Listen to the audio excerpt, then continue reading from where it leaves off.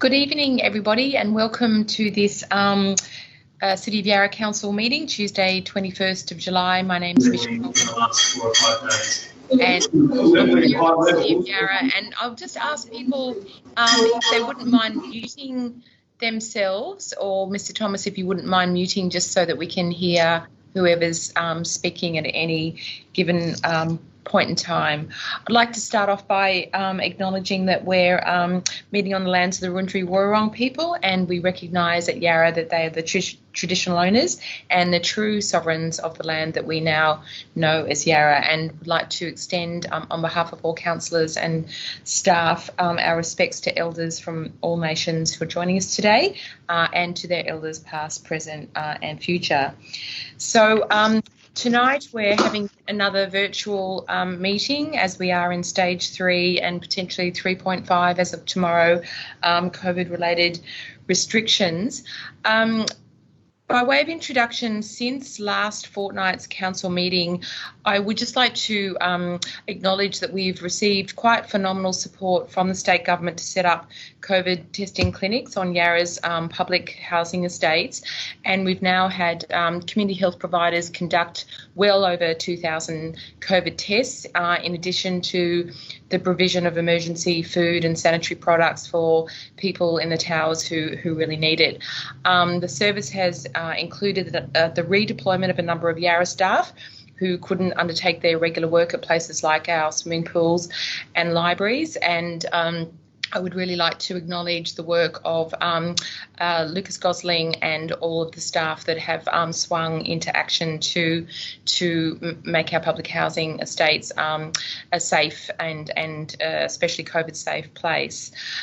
This community health model that's hand in hand with local government is a model that could be enhanced with local contact tracing, because we know that the burden on our centralised health services is quite enormous, and this virus and the need to set up sustainable testing and tracing is going to be needed for at least the next 12 to 18 months or until we get a vaccine. Also acknowledging the CEO and the team who've fallen in behind the council motion that we passed 2 weeks ago, and a shout out to our community health providers, the North Richmond Community Health Service, St Vincent's Hospital, Ambulance Victoria and Co-Health. So with that, I would like to just move on to some other announcements that we have. Councillor Verstacke, I believe that you have a motion for us. Yes, I do have a condolence motion in relation to acknowledging the significant contribution of 2 members of Yarra's community who died last year. And this acknowledgement is late, but with the gaps in council meetings and other preoccupation with other matters, it slipped. The 2 condolences are in relation to Brian John Galligan, Professor of Political Science and a Fitzroy resident, and the second is Eric Austin Phillips, a composer, conductor, North Fitzroy resident of 50 years.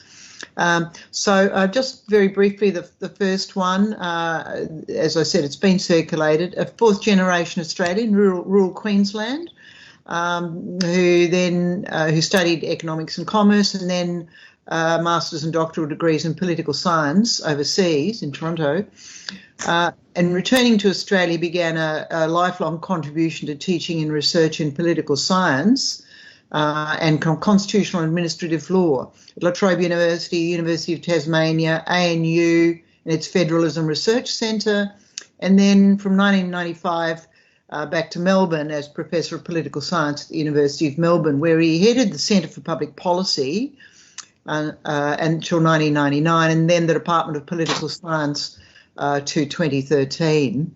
For me, undertaking a Master's in Public Policy in the mid-90s, Professor Galligan became a mentor and colleague, and I strongly urge the study of political science to include greater focus on local government, and there have been steps in that direction. And I'd say, much to my surprise, at the memorial and wake, I discovered that Brian Galligan was also the uncle of fellow Nichols Ward councillor Bridget O'Brien, who joins me in paying this tribute in seconding the motion.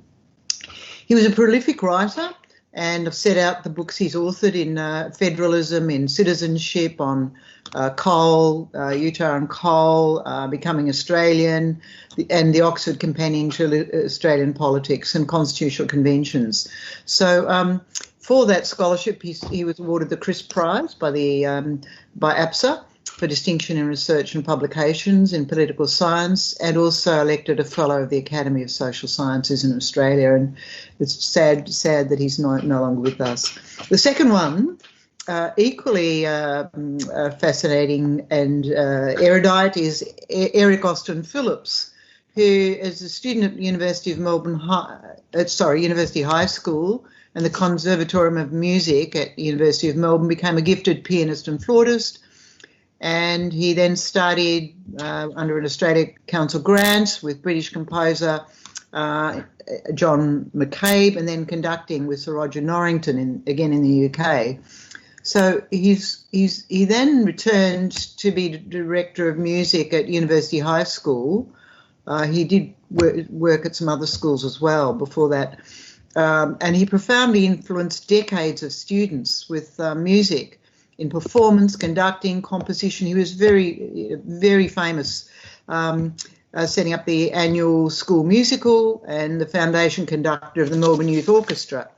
And our own CEO will know Bill Forrest, former CEO at Nillumbik, who was a student at University High School and himself an accomplished violinist, who had this to say about Eric Austin Phillips. He called himself ostentatious, was an inspirational teacher, supported us to write and produce a rock opera in 1974. One class he played the Campdown Races in the style of Bach, Mozart, Liszt, Bartok and other composers. He made his mark on students, and there are hundreds of students who have written in online, sending condolences. He at any time he had 400 students a year in the various programs.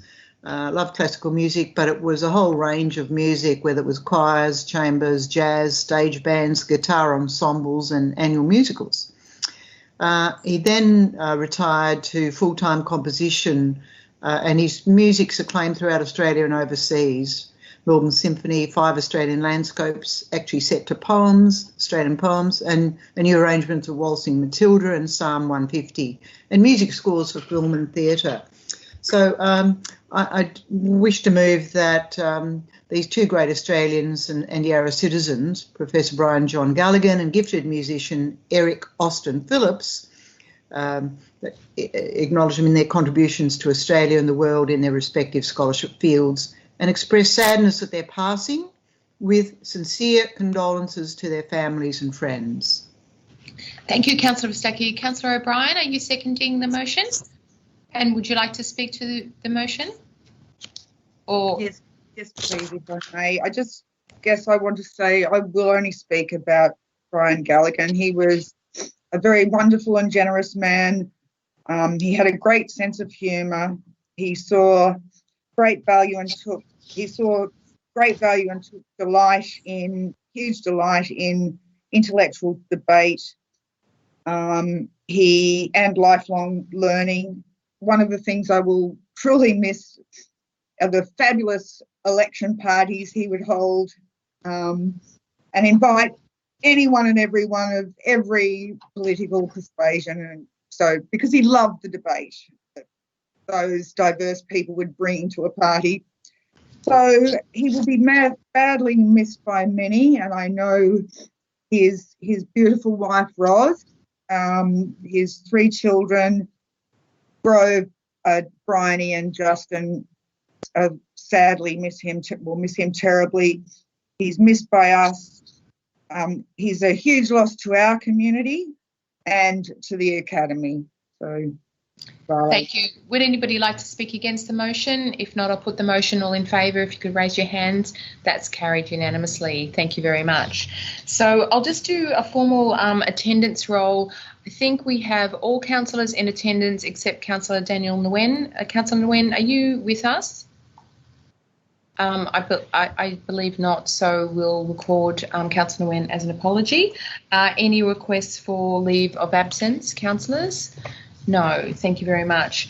Declarations of conflicts of interest from councillors or council staff? No, I don't believe there are. So we'll move into confirmation of the minutes. Councillor O'Brien, I believe you've got an amendment to the minutes from 7th of July, is that correct? Yes, I did send them to you, but I got an automatic reply. So where should I send? It's just a slight change on 11 point. Sorry, hang on. Maybe if you could just let everybody know what your proposed change is. Sorry, mute button. It was just a slight change to one of my questions without notice, because what is recorded in the minutes doesn't actually make sense. So if I could just, as in it's not a correct. Okay, so grammatical. Okay. Are you moving the minutes with that amendment, Councillor O'Brien? Okay, but do I need to circulate the amendment? Well, I think it would be quite good if you could read it out, maybe, if you can lay your hands on it.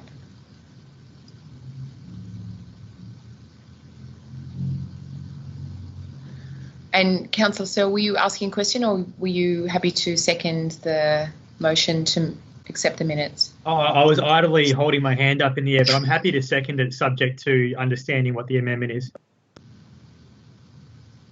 Councillor O'Brien, I think you're on mute. Yeah, go ahead. Sorry, switching between things. Yeah. So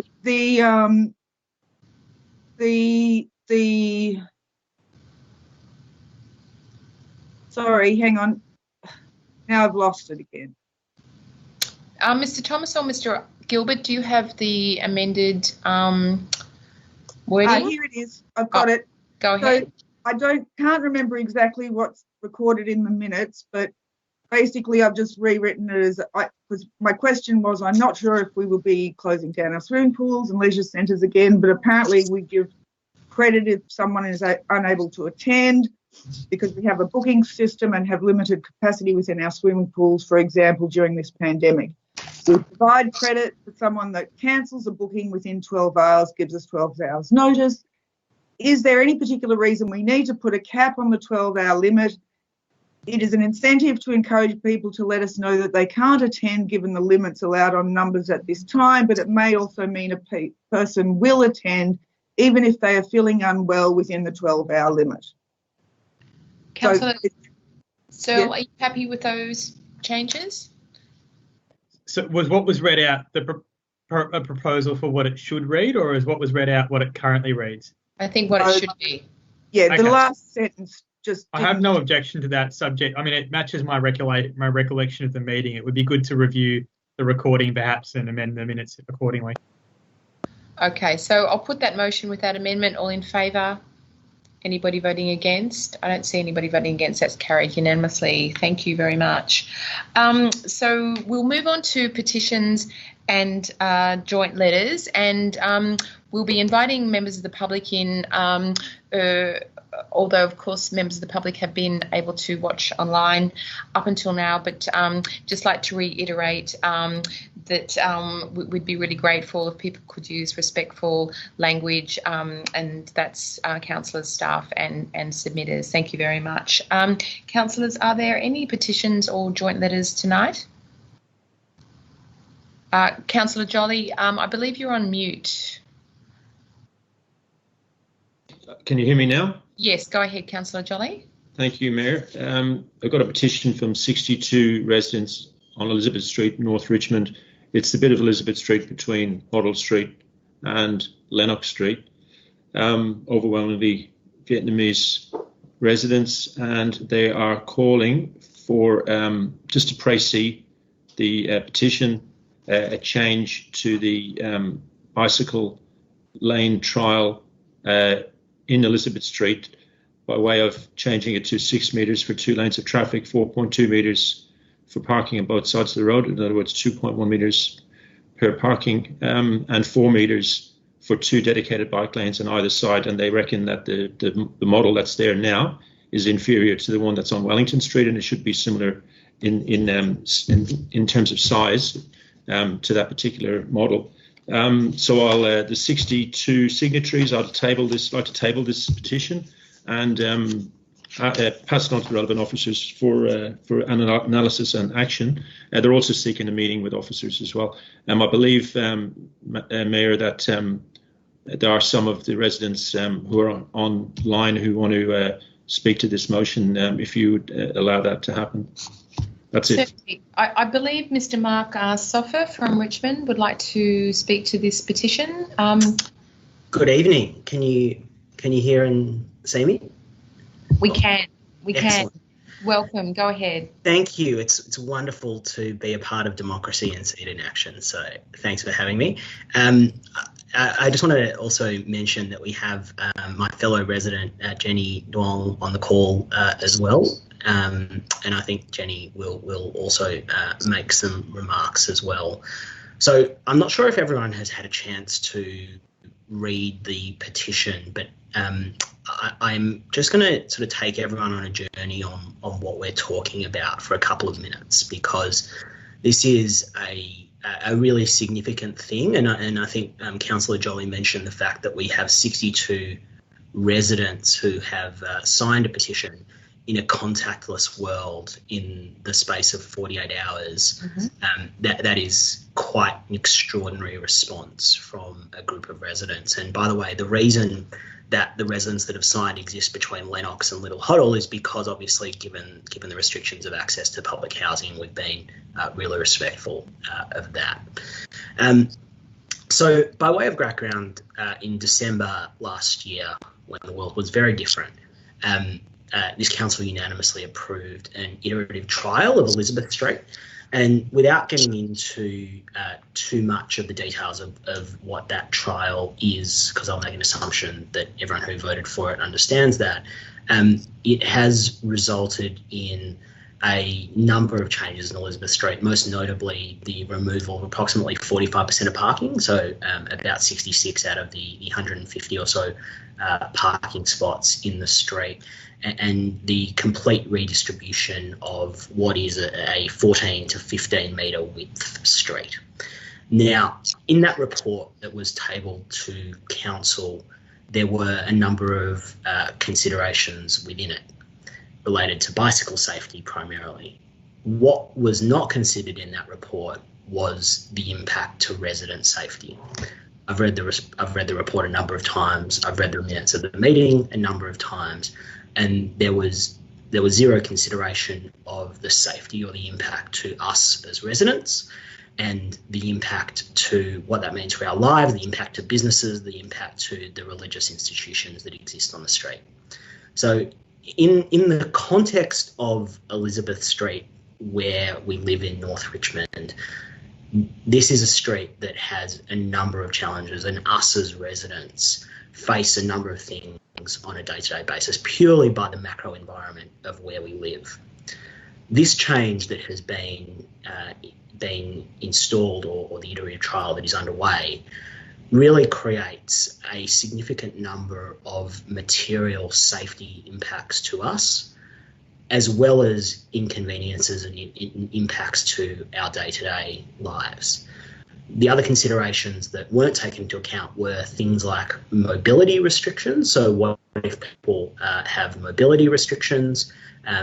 What if people like myself have young babies and families? How do we manage those things in an environment where there has been major changes to the infrastructure of the street? Mr. Soffer, I'm sorry that I neglected to say that I was going to ask if you could keep your remarks to 5 minutes, so you're up to 4 minutes, just letting you know. Great. Well, I'll pass on to Jenny in a minute. But as we are formally submitting this petition, as Councillor Jolly mentioned, to seek a meeting to iterate the trial, to consider our safety, and for this council to actually consider the significant impost on us as residents from a safety and wellbeing perspective and from a impact to our day-to-day lives. So thank you, and I'll hand over to Jenny. Thank you very much. Mr. Wong, are you with us? Hi, can you hear me and see me? We can hear you. Can't see you yet, but why don't you just proceed, Mr. Wong? Go ahead. Thank you everyone for the opportunity to speak, and thanks Mark for speaking and also raising concerns.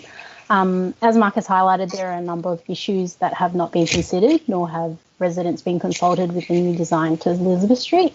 I'd like to take this opportunity to speak tonight on behalf of my fellow residents on Elizabeth Street who are unable to voice their concerns due to language barriers and inability to access technology to give their feedback on the changes to our street.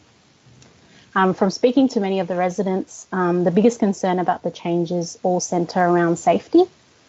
With reduced parking, as Mark mentioned, we now can rarely park in front of our own home. Add to this the increase in drug dealers and users in the area, we are now faced with the daily worry about our own safety and the safety of our visitors and the families walking to and from our cars. Elderly and disabled residents have also raised their concerns about their mobility and having to walk long distances to either get to their vehicles or to taxis who are unable to park in front of their house, especially on the side of Elizabeth Street where all parking has been removed. These same residents on this side of the street have also highlighted that many of them do not have back of property access or garages, and even with parking permits, they've had difficulty finding parking and had to park long distances as well. In terms of incidents, a few families with young kids have already had near accidents with their children exiting cars on the passenger side onto oncoming cyclists who have been riding at very high speeds as well. Other incidents we have witnessed have involved fire trucks and ambulances that have been unable to pass through the street quickly and safely because the traffic lanes are so narrow now and other cars can't move to give way. Fire trucks and wider vehicles have also take up more than one whole traffic lane, and this is a major safety hazard for oncoming traffic. Lastly, other residents have also seen several cars trying to do U-turns on the street and almost getting into accidents with oncoming traffic because the road now is too narrow. So just to finish, I'd like to mention that my family and many of my neighbours have been long-term local residents on Elizabeth Street. My family alone have been in the area for over 35 years, and my parents have been business owners on Victoria Street. And we feel that time and time again we've been unheard and our concerns forgotten, and we don't feel safe or supported.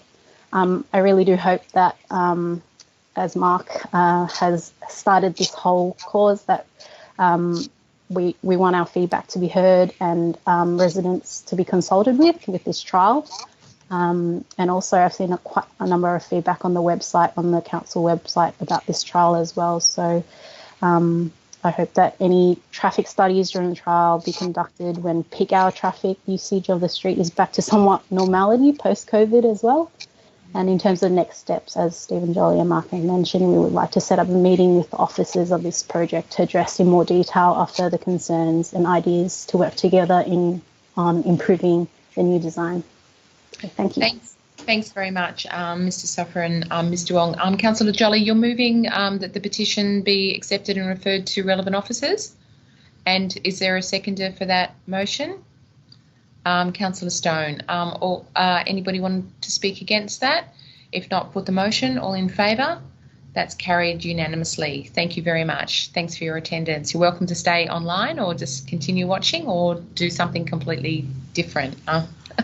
Thanks. Thank you. So we'll move into public question time now. I believe we have two public questions. The first from Mr. Shane Delphine from YCAN. Mr. Delphine, are you with us? I am with you, hopefully, yes. Yes, we can hear you well. Go ahead. Great. So my question, so YCAN applauds the City of Yarra's, of course, the City of Yarra's commitment to net zero emissions across the municipality by 2030 as part of the climate emergency plan. In order to meet this commitment, it's likely that the City of Yarra will either have to pursue negative emission strategies or alternatively to purchase carbon offsets, as it is already doing. There are but few negative emission strategies available to the City of Yarra. However, one possibility is for council to consider the creation of biochar from the municipality's green waste. Aside from drawing down carbon, there are several additional benefits that would accrue to the City of Yarra from biochar production. For example, pursuant to the state government's recently announced circular economy strategy, landfill fees are set to rise dramatically in coming years. The creation of biochar from green waste would eliminate these fees. The creation of biochar would also potentially create a small number of jobs in the municipality. Biochar is a highly sought after as a soil enhancement product. So the council can sell the biochar that it makes from the green waste or assign those rights to a third party, or it could give it away to residents. The creation of biochar would also see the municipality create a kind of a circular economy. It would see the municipality taking greater ownership of its own waste, which I think is an important civic value. The creation of biochar is a proven technology and is currently being undertaken by the City of Manningham. However, the city that's probably the most advanced in biochar production is the city of Stockholm in Sweden. Stockholm has even produced a how-to manual for other cities to follow in its footsteps. While the creation of biochar from green waste is the most obvious use of biochar technology, in fact, biochar can be created from many homogeneous waste streams. For example, there have been successful trials of creating biochar from disposable nappies. In time, once Yarra has become familiar with the strategy, the possibility exists that Yarra could divert other waste streams from landfill using biochar. YCAN believes that biochar could play an important role in Yarra's response to the climate emergency. So to my question, will the City of Yarra commit to investigate biochar technology and its potential application within the City of Yarra and provide a report back to Council with some recommendations by the end of this year? Thank you very much for the question. I'll direct that to the Director of City Works, Mr. Levers. Yeah, thanks, Mayor, and thanks, Mr. Delphine, for the question. As you would know, and YCAN were big supporters of the four-bin model that Council approved late last year or early this year, and that system would remove organic material from the waste stream, which obviously would reduce landfill and reduce costs as well as emissions. And as you would know, there's a range of ways to treat organic material once it's been separated out. We are looking at a range of measures in terms of how we would treat that. And the biochar technology is an interesting approach. It's not one that we've got detailed information about at the moment. We have made contact with Manningham since we received your question today, and we'll follow up with them. And we'll also follow up and do some research of our own so that we can provide some advice back to Council when we are in a position to roll out that 4-bin system. So my commitment would be absolutely we can have a look at it. I think we would seek to provide the advice back to Council as part of a report back on the 4-bin system when we are in a position to implement that, but certainly we could provide some information on biochar as part of that report. Thanks, Mr. Levers, and thanks, Mr. Delphine, for joining us tonight. I think the second question is from Ms. Jenny Lockhart from Collingwood. Ms. Lockhart, are you with us? Ms. Lockhart? Yes, I think you can hear and see me. Is that correct? We can hear you well, and now we can see you well. Go ahead. All right. This evening I'm representing a group of residents and businesses in the Gipps precinct, and I want to just read a statement from that group, a question really. We asked for an update on the progress towards initiating the study which will update the Gipps Street precinct planning controls, for which a petition was accepted by the Council in December 2019. In recent months, we have seen an increase in development proposals in this area, including a proposed 13-storey office and hotel development over 56 metres high, as well as a 15-storey proposal demonstrating that height creep is happening as each new development seeks to extend earlier approvals. Unlike previous major projects, the 13-storey development is not sited adjacent to a major road, but is proposed for a narrow one-way side street in the centre of the precinct. This will further set precedents that will be used in future applications and demonstrates the need for clear and unambiguous guidelines that define the planning intentions for the area.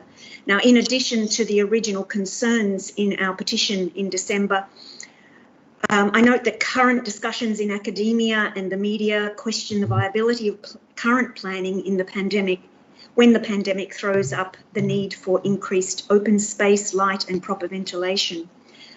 To paraphrase the FRA and CARA residents groups, we also believe in a participatory and deliberative process that aids our local community and develops an environment that meets the needs of all who live and work in the area. To achieve these goals, we believe that community advisory boards, neighbourhood committees can create joined up planning and services frameworks to deliver this plan. We look forward to working with the City of Yarra to achieve best outcomes for the local community as a whole. And that's it. Thank you very much. I'll refer that to Mr. Phillips for an initial response. Yes, thank you, Mayor, councillors. Thanks for the question, Jenny. Last time I answered this question, I indicated that the office wouldn't be able to commence that project until towards the end of 2020, and regrettably, that's still the case with the current work program. There's been many aspects across the city in terms of seeking design and development overlays and working towards getting interim controls, and then certainly backfilling that to seek permanent controls with the Minister for Planning. So there is a program that it would start, the research would start towards this end of this calendar year. There is some budget allocation in the draft budget that Council will consider on the 4th of August. Hopefully that will come through, and then that would enable the research to start later this year. I'm certainly aware of the number of developments in the area. It is under development pressure, I agree. It's a commercial area, commonly known as Gibbs Street, as you say, and that's similar to Cremorne in the southern part of the City of Yarra as well, which is certainly also under a significant amount of pressure. So the research will start, but there is a time lag, I'm afraid. So happy to respond to any further questions, Madam Mayor. Thanks very much, Mr. Phillips. Thanks very much, Ms. Lockhart, and that your full question and response. Can I ask you a question, please? Go ahead, the Councillor. Just to Mr. Phillips, what are we looking at in terms of length of time? Can you be a little bit more specific, maybe, please? Sure, Chair. There would be certainly some research required. There's obviously, as Jenny had mentioned, there's matters about traffic, urban design, built form and public realm. All the other design development overlay work that has been undertaken is included matters like that, and heritage in some areas. That is a required comprehensive piece of work, if you like, so that there could be some built form provisions come to the council to seek interim controls and provisions from the Minister for Planning. It's important that that comprehensive work is done, because if it's not prepared properly, it's probably not going to get too far with the DELP and the Minister. So it's basically programming the work to occur. So I don't think we'd be in a position to come back to the community until early next calendar year.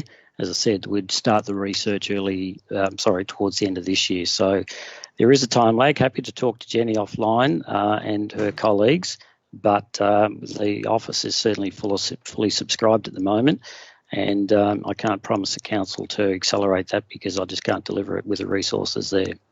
Councillor Bosler. Thank you, Mayor. Through you, Mayor, to Mr. Phillips, could you provide some information for us? I think it's probably separate to this, but on the expected growth for this precinct, as in how many residents currently live in this predominantly commercial precinct, and what's the kind of, because I know we've done some of that growth. We've done some of that mapping. I know your team have done that already. So it would be useful information if you could provide that to the ward councillors as well, the current number of residents and the projected number of workers into this area as well, because it'd be up there with Cremorne. It would be number 2 to Cremorne, I would guess. Yes, there is. Get that data. Sorry, Mayor. Yes, look, there is clearly development pressure. In a general sense, I can say that the west side of Wellington Street is a different zone to the east side. So the Gibb Street area, except the Yorkshire Brewery site, it's all commercial. So it is a different set of circumstances from the underlying zoning, but more than happy to provide councillors with information about projected growth and other statistics, and I'm certainly more than happy to talk to Jenny and provide some of those aspects as well, or further conversation again. Correct. So thank you. For the two people asking questions tonight, your questions will be printed in full, as will the responses in the minutes of this meeting tonight. Thanks very much for joining us, Ms Lockhart. We'll move on to delegates' reports. Councillor Fristacchi, do you have a delegates' report from the Business Advisory Group? Yes, Mayor, I have a report from BAG, in short, Business Advisory Group, in relation to two meetings, one on the 9th of April 2020, which was not attended by councillors, but it was convened by the staff, in Simon Osborne in particular, regarding input on the impacts of COVID-19. But the meeting I'm primarily reporting on is the one on the 16th of July, that's last Thursday, which also dealt with that issue. Now, there's a written report, three elements covered: the Council's COVID-19 responses and that those initiatives which have been summarised to council laws and those were presented again to the BAG meeting. And secondly, Council's economic development strategy of 2020-25, which was approved by Council at our meeting on the 23rd of June. So there were presentations from the consultants on that element as well. And then the third element, which I'll dwell on a bit more, was a business round table, which dealt with impact from the BAG members, updating what had been discussed earlier in the 9th of April meeting, but identifying the impacts on business. And I've set out a number of those that were highlighted. Many businesses just surviving on JobKeeper and rent relief from landlords. Attendance at co-working is understandably very well down, and areas such as Cremorne much more affected than other parts of Yarra. A business involving in mentoring at schools reported that young people in particular were very worried about jobs and also the added expenses of study. So that's a major issue for young people. Those providing advice and training were actually very busy. And we got some details on that in terms of helping clients online, helping them to restructure and adapt, but others that had to pause their businesses and return to other activities, either work or not-for-profit activities. There was quite a bit of discussion about the way that our local shopping strips were being supported by local residents, and the ones highlighted were North Fitzroy, Clifton Hill, and that while bars and restaurants were struggling, many residents working from home were really supporting their hospitality and other local businesses, and had more money. Some had more money to spend on local businesses and get their local supplies, walking to the local suppliers when you're able to leave more readily. And it was also useful to note that there was an online demand for artworks, and the gallery that reported said that they'd actually had done quite well online, selling artworks online. So it's not all negative. There's some positive stories, but there certainly are many businesses that, as we know, are struggling and desperately need support. So I just want to move that Council notes the delegates' report on meetings of the Yarra Business Advisory Group held on the 9th of April and the 16th of July. Is there a seconder for that motion? Councillor Stone, anybody wanting to speak against? All in favour? Motion carried unanimously. Thanks, Councillor Fristacchi. Councillor O'Brien, are you presenting a delegates' report from the Yarra Arts Advisory Group? Sorry, I didn't get that finished today. No, sorry, so much happened today. No problem. Next time. I'll present it next next meeting. No problem. Any other delegates' reports, councillors? No? Thank you. If not, we'll move on to general business. Are there any items of general business this evening? No, I don't believe so. Thank you for that. We'll move on to questions without notice. Councillors, any questions without notice? Councillor Bolser, go ahead. Sorry, I have two questions that are unrelated to each other, so I don't know how you want me to put them one at a time. The first one, I guess, is to the CEO and our HR manager, if she's online, just about, I just wanted to confirm, it's a genuine question about masks, and have we stockpiled masks, and do we have enough masks for staff? And has there been appropriate process and consultation with the union around ensuring that all staff that need masks can get masks, and also staff that need masks travelling to and from work and so forth? Thank you. And then my second question is unrelated, so I'll do it. Yeah. Okay.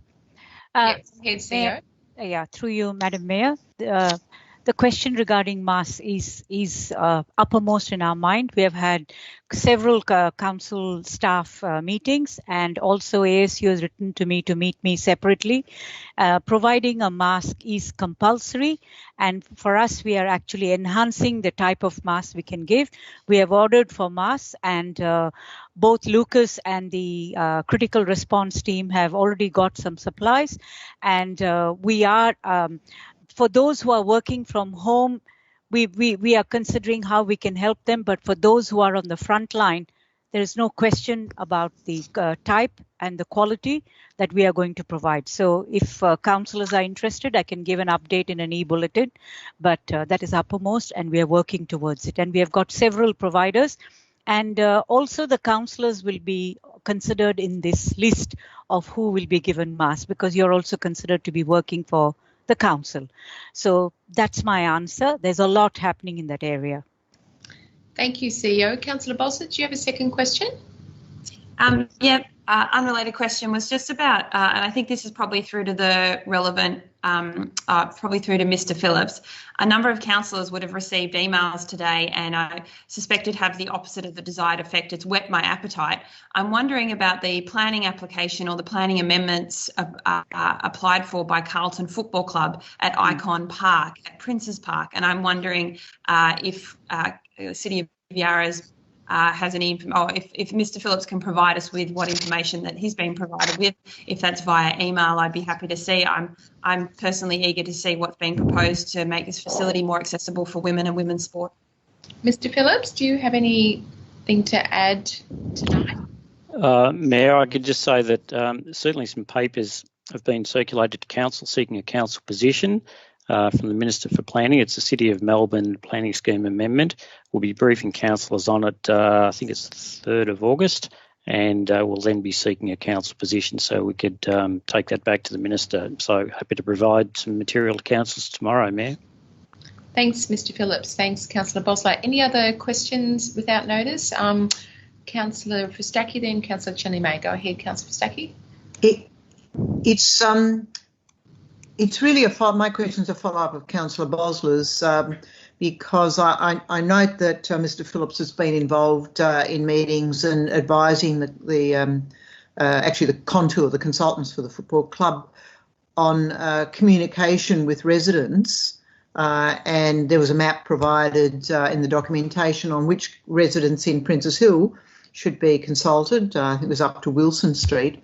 But in my communication with the residents, and I've been liaising with a lot of them over the last month, or several weeks perhaps, is that no one can remember any communications about this, and the only communication they recall is what I've sent them that came through from council, notwithstanding the contour advised that they had letterboxed all the relevant residents, and no one in that area can remember. So I just wonder whether there's been any checking or confirmation about what has been sent to residents. It is understood that because of COVID they couldn't have the two meetings that were scheduled because of the lockdown, but the residents weren't even advised. So this is important to follow up. So who are you directing that question to? I imagine to Mr. Phillips if there's been any feedback on. Okay, Mr. Phillips. That. Sure. Thank you, Mayor. Councillors, I haven't had any discussions with Contours. I don't know if my staff have.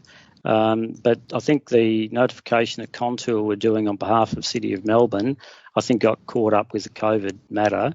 So I've had 3 or 4 emails in the last few days, and we're acknowledging those, and need to look into that, and that'll be part of the briefing to councillors. So certainly a number of people in here expressing some concerns, and we're needing to address that, and I'm happy to follow that through a little bit further, but certainly a briefing in a couple of weeks. Sorry, Mayor, just to follow up with that, the 2 meetings that were proposed in March were caught up by COVID, but Contour advised in the letter that they had letterboxed the residents and they had 12 responses. Now, they may have been from on the City of Melbourne side on Royal Parade, on that side rather than Yarra's Princess Hill, but no one can in those blocks, which was in the map where Contour said that they had been letterboxed. So it's that letterboxing wasn't caught up with COVID because they had done those before COVID. It sounds like, Mr. Phillips, you might need to take this on notice and get some more detail. Is that correct? Yes, it is. I have been made aware of Councillor Frasaki's comments. I need to look into that notification. It certainly didn't come from us, and I accept what people are saying if they haven't had notification, and we do need to do something about it. Absolutely. Thank you. Thanks. We'll look forward to getting that response to all councillors. Thank you. Councillor Chenny-May. Yes, thank you. Through you, Mayor, I believe the relevant officer is not present, probably be Mr. Gosling. So I'll just direct that to the CEO. It's just in regards to, I guess, the well-being and mental health of young people, and it's acknowledged that everyone's kind of suffering in terms of mental wellness and health at this moment. But there have been studies that young people, especially in between the ages of 18 and 25, are really struggling with the pandemic and the limits of their activities and opportunities at this time. I also note that Yarra Youth Services has suspended all of their face-to-face programming. I was just wondering what we are doing, or Yarra Youth Services is doing, to pivot those programs to make them accessible and online to young people. Yeah. Thank you, Madam Mayor. This question is quite relevant during this period. Felicity is there. I think, Felicity, you're available a lot more than face-to-face. Yarra Youth especially has done something amazing, which was put in our, our e-bulletin for staff. I think, Felicity, if you're there, could you speak in detail about the youth program? Otherwise, Lucas is going to join us later. This is a very valid question, and a lot has been done. Although face-to-face has not happened, that doesn't mean that we have suspended everything. There's a lot of creative things have happened. Ms. Machion, are you there? Yes, I am, through you, the Mayor. We have had online activities and that sort of thing as well, but the staff still are on the ground and working with the youth on the ground as well. So that they are doing programs and online, but also helping those in need as well on the ground. I just updated our staff. I do a Monday musings, and I'm happy to take an extract of that and send to the councillors, because it's quite uplifting to know what has been done there.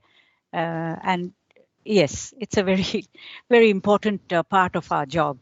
Okay, well, it'd be good to get thank that. You. Yeah, I will give the update. Comprehensive update to all councillors. Thank you both for that. Councillor O'Brien, do you have a question without notice? Thank you, Mayor. I do. The recent LAPM 3 recommended traffic calming measures, what can be done outside of the LAPM process that would specifically reduce traffic rather than calm it, particularly to reduce rat running through residential streets by non-residents and by trucks that for commercial purposes such as deliveries and things? And how can council reduce aggressive speeding, noisy vehicles that have no care for a neighbourhood that's not their own, and get them to stick to the arterial roads, those with a higher capacity, those high capacity sort of urban streets or roads. Thank you. Mr. Phillips, are you happy to take that question? Mayor, I can take the question if you're happy for me to. Yeah, yes, thank you. Thanks, Councillor O'Brien, for the question. And you've referred in your question to the LAPM program, which is the approach that we take to consider matters like those you've outlined in your question. And LAPM 3, which was concluded recently, did include a number of treatments that would go some way to addressing traffic speeds and potentially traffic volumes.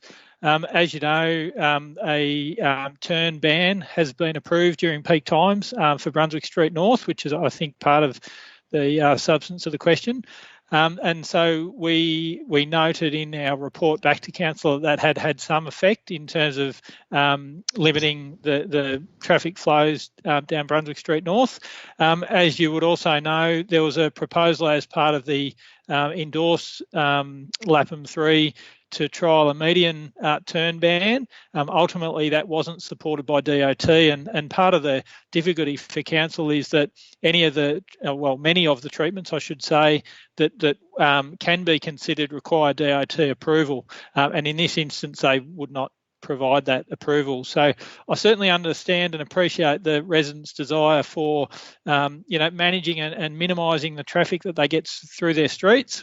In reality, we do have some limited options, and we believe through the LAPM process we've identified those. But beyond that, we cannot prevent people from using local roads, except in exceptional circumstances where they're particularly heavy vehicles and the like. But everyday vehicles can use local roads, and there isn't a lot we can do to prevent them doing so. Any other questions without notice, councillors? No, thank you for that. So we'll move on to the council business reports for tonight. We have 4, and the first is relating to the World Heritage Management Plan review and the draft Heritage Management Plan for the Exhibition Gardens and Carlton Gardens. Councillors, would you like to get a report? Yes, please. And I believe Mr. Gilbert is giving us a report. Mr. Gilbert, go ahead. Thank you, Mayor. Good evening, everybody. Yes, a quick update report. The purpose of this report is to let the community and councillors know that there's an opportunity to provide feedback on the review of the World Heritage Management Plan, which is a major review being conducted by Heritage Victoria and the Department of Environment, Land, Water and Planning into the Royal Exhibition Building and Gardens area, and indeed the area surrounding that particular locality. This particular part of the process is a preliminary inquiry, and council is invited to put preliminary comments in by the 27th of July, and indeed members of the community, should they so wish, can take the opportunity of using the Engage Victoria website to issue comments also up until that 27th of July date. And the report outlines the subsidiary plans which this major study is undertaking a review of. And in due course, the department, together with Heritage Victoria, will develop a new plan for the area, and later in 2021, they should have the revised World Heritage Management Plan out for, again, wide community consultation, which will provide the community and interested parties another opportunity to submit comments on the important aspects of reviewing, protecting and maintaining the heritage attributes of the exhibition building and the Carlton Gardens, and indeed the areas surrounding that. So that would include up to Brunswick Street, Gertrude Street, and the environs surrounding the exhibition building area. So that's a very quick summary, and there's a recommendation at the end of the report, Mayor. So happy to answer any questions. Thank you, Mr. Gilbert. Any questions, councillors? Councillor Stone. Thank you. Mr. Gilbert, I'm not sure who's been involved in discussions around this, but one of the elephants in the room on this issue, of course, is Melbourne International Flower and Garden Show, where a part of the gardens is blocked off for at least 2 months a year from public access for a commercial event, which is very popular, I must admit, but it does really challenge the whole question of the purpose of the Carlton Gardens. And I wondered if that's come up at all in this process, because the draft plan is silent on it. Mr. Gilbert? Thank you, Mayor. Thank you for the question, Councillor Stone. I can't answer the question. Give you the answer to that question. However, it's a very good point, and I would encourage the council to put that in as a part of its submission, because anyone who lives and frequents the area will note it does have a very major impact on the area each year with that particular event, and it has its followers and it has its very strong opponents, I believe. So I would suggest that be included in council's presentation. Thank you. Other questions, councillors? No. Oh, sorry. Another question, Councillor Stone? Yes, it was the repeated reference in the plan to a new piece of work. There's these 4 documents that people have been focused on for many years. They're going to add a 5th, which is about Aboriginal cultural heritage.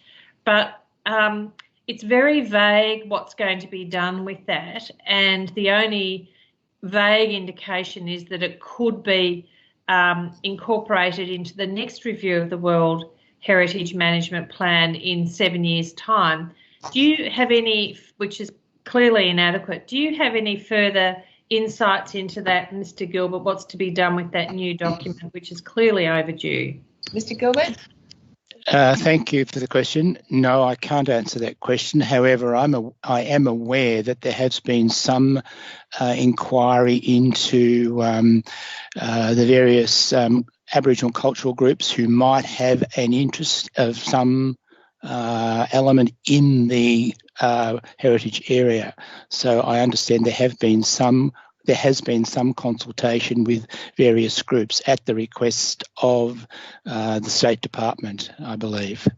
But I'm not sure at this stage where that information is going, other than my understanding it will be incorporated into the study in some manner.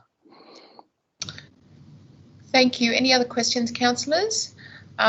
If not, I believe Councillor O'Brien has an alternate motion, and Councillor Stone, do you have some amendments to that alternative recommendation?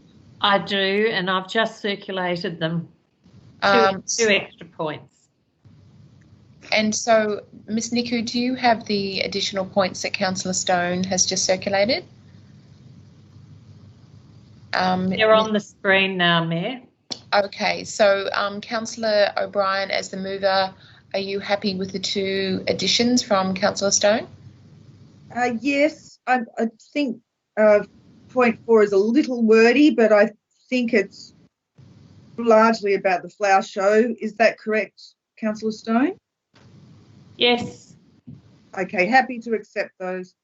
Okay, would you like to speak to it, Councillor O'Brien? Thank you, Mayor. Yes, I would. I guess. Mayor, could we just a question first before? Yes. I'm sorry, Councillor Saki, go ahead. Can we just correct the Carlton Gardens in Ford from Carlton Gardens? Oh, there's just a typo in Ford. Just needs an L. Thanks, Councillor Stacky. Any other questions, councillors? No, go ahead, Councillor O'Brien. Can we also just capitalise Aboriginal? I think it should be, I'm not sure, but I think that should be capitalised. And council capitalised in 5. Okay, so subject to grammatical improvements in the wording, would you like to proceed to speak to the motion, Councillor O'Brien? Yes, thank you, Mayor. I guess how amazing is it to have a World Heritage Site on our back doorstep? It's just a fabulous thing that needs to be protected. I think with regard to, sorry, could you just scroll down, up a little bit? Thank you. So we need to include and develop a separate interpretation and signage plan. I think there's been a lot of discussions with the Heritage Advisory Group, members of the community, and particularly members of the community who are engaged in showing people around the site as well on the fact that there is no signage about the significance of this place, and also all the things on the website about this review and the heritage merits of this are all very difficult to interpret as well. We need to, I guess, with regard to this, we want to include the whole site, the gardens as well, as per Councillor Stone's amendment, and also the dome views that are mentioned in B and C. And I guess the other issue is we really need some overarching statutory authority that has funding and is responsible for the management of the site and of the conservation values, that oversees the planning controls that affect the site, the standards, the guidelines related to that, that coordinates any works in the surrounding areas, and just protects any impacts on this particular World Heritage Site. Thank you. I hope my fellow councillors support this motion. Thank you, Councillor Fristecchi. You have your hand up. Is that a question? I still do. Yeah, I do. I didn't get to finish I'm some sorry. of the things. Could in the motion the REB and CG be spelled out, as well as World Heritage Management, WHMP, and the WHEA, where it's appearing, so that when anyone reading the minutes can actually understand what it's about, because there's no reference really. So Ms. Nico can pick it up from the report. We can change that. That'll take a moment. Yeah, Can you fine. put the others in brackets? Thanks, Mr. like. Gilbert, for offering to just tidy it up. Thanks very Okay, no problem. much. As the seconder to the motion, Councillor Stone, would you like to speak to it? Certainly, thank you. It's a very complex beast, the management of this whole World Heritage Environs area. So many parties have different roles, and as has been pointed out in the report, there's no overall steering of it. There's a steering committee, but it's made up of all the different parties who have their own little bits of responsibility, which is very problematic, and I'm glad that our officers have highlighted that in the recommendation to the process. It's been 7 years since the last Heritage Management Plan or World Heritage Environs Area Plan was developed, and I think a lot has been learned in that time, including the enormous oversight when this was originally listed of not acknowledging the significant history before the exhibition buildings was even built, even though it's the exhibition function that it's listed for. It's absolutely vital that we acknowledge the original traditional owners there as well. So the piece of work that's being undertaken is great. The fact that it's so vague about what's going to be done with it and where the guardianship of this site is going to lie in the end is poor. And I think it would be really good if we could make that point into this submission. And finally, of course, the citation for this area was an exhibition building in a garden setting, and the gardens were the setting for the exhibition building. They weren't intended to be the exhibition space.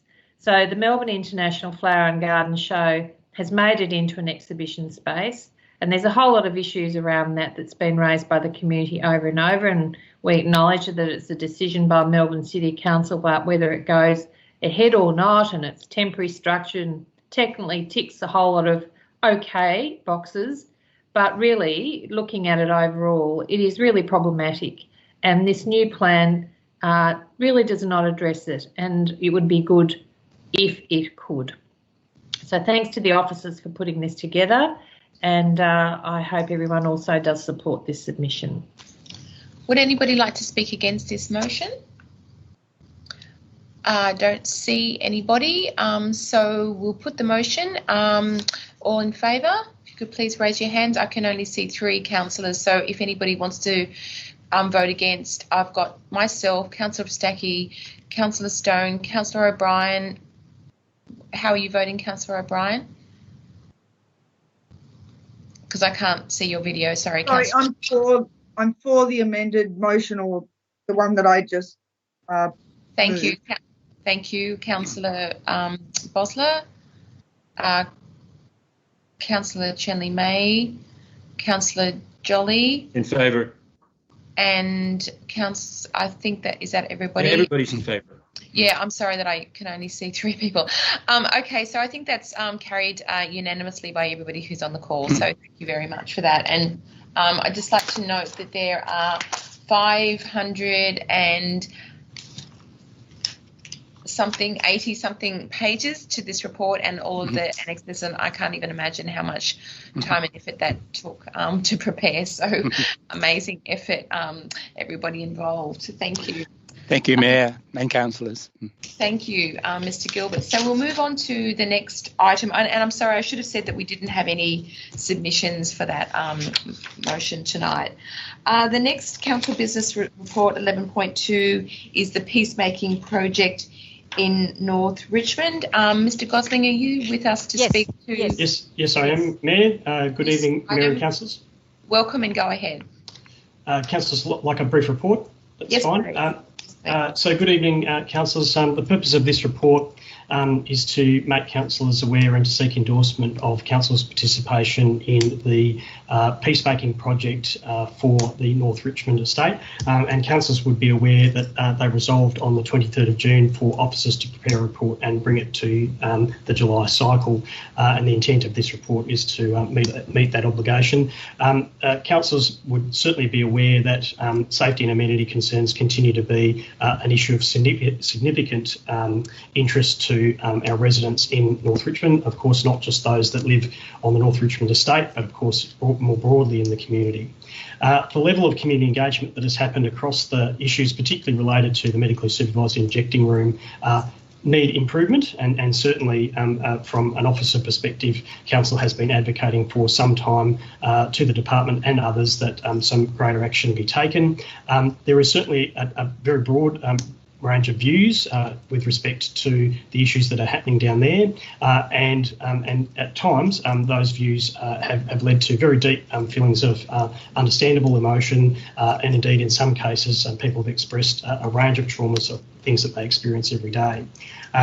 And to that extent, there is an opportunity here for Council to partner with the Neighbourhood Justice Centre, who is uniquely placed to lead this project with support from Council and others, to create a better and more deeper level of engagement with a range of our community members who in general may have disparate views, but certainly again there is an opportunity to bring them together into an open and more kind of constructive dialogue.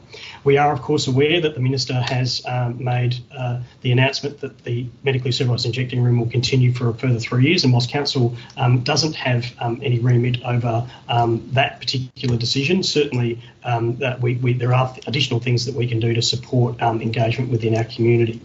I understand that the project involves a series of one-on-ones to understand deeply the issues, and then to bring people together in a series of community conferences. And look, some of the details of that, of course, are left up to the individuals, because, of course, there is a level of participatory democracy that overtakes this, and it also sits there at the intersection of restorative justice as well. The project obviously is somewhat affected by COVID-19 and the current emergency issues that are going on with respect to that. However, Council officers and the NJC are keen to start the project as soon as possible, and we do think that it presents a great opportunity. Council resources will be put towards this, but it will be within the existing budget and redirected from an existing line, so it will not come at additional cost to Council. Happy to take any questions. Thank you for that concise report, Mr. Gosling. We do have 2 submitters for this item tonight, and the first is Mr. David Horseman. Mr. Horseman, are you with us tonight? Yes, I am. Thank you, Mayor. Okay, we can hear you, and now we can see you. Please go ahead, and you've got up to 5 minutes. Please go ahead. No worries. Thank you. Thank you, Mayor and councillors. Really appreciate your time this evening. So I speak to you tonight on behalf of the hundreds of residents and traders, local residents and traders that comprise the MSIR Residents Action Committee, or otherwise referred to as MRAC for short. And in particular, I just wanted to affirm up front our commitment to contributing both positively and collaboratively to the peacemaking project. Certainly that's been a hallmark of our approach over the last 14 months since the resident group first formed in May 2019. We've always been open to all views on the issues that are occurring in North Richmond, and have certainly even facilitated a number of public meetings that are open to anyone to attend and for all opinions to be heard. So in many ways, the proposed peacemaking project is a continuation of that approach that we've taken. So we look forward to being a positive part of that. Over and above essentially the items that have been covered in the report, though, we did want to take the opportunity to ask Council to consider a couple of items that really probably aren't addressed in the report, but have contributed to the nature of the debate in the community over the last couple of years. So the first part of that is actually to do with councillors' own role in contributing to the nature of the debate in the community. And in particular, there's a significant level of discontent, essentially, with the manner in which a number of councillors have conducted themselves publicly in this debate. And we think it's really, really important to recognise that individual councillors have a significant role in guiding and contributing to how that debate in the community actually occurs. And I must say, Councillor Stephen Jolly has probably been the notable exception in all of this. He has for quite some time taken an active role in trying to encourage the community to have a voice, to making himself available, to listen to, and to provide his own feedback and his own perspective on what the solutions for North Richmond might be. Unfortunately, across the rest of council, the approach has sort of varied from, at best, being somewhat dismissive and in some ways disinterested in the serious concerns that have been raised by residents and traders.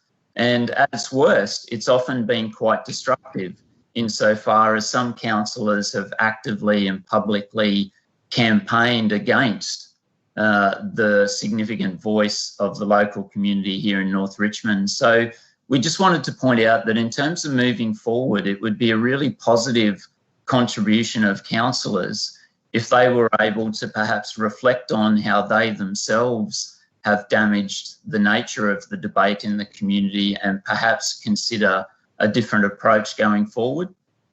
The other thing that's been made quite obvious over the last number of weeks since the announcement by the state government of a possible second site in City of Melbourne is the very different approach taken by City of Melbourne councillors compared to City of Yarra. In all of our discussions that we've had with potentially affected community members and traders and councillors in City of Melbourne, it's been a very, very different approach. They have recognised that... Sorry, Mayor, point of order, just in regards to the item that this submitter's speaking to, which is really the peacemaking project in North Richmond rather than the second EMS that's been considered by Melbourne City Council. Yes, thanks, Councillor Shelley May. Mr. Hosman, you've got a minute left. Is there anything else that you wanted to say about the item that's in front of us tonight, which is the peacemaking project for North Richmond?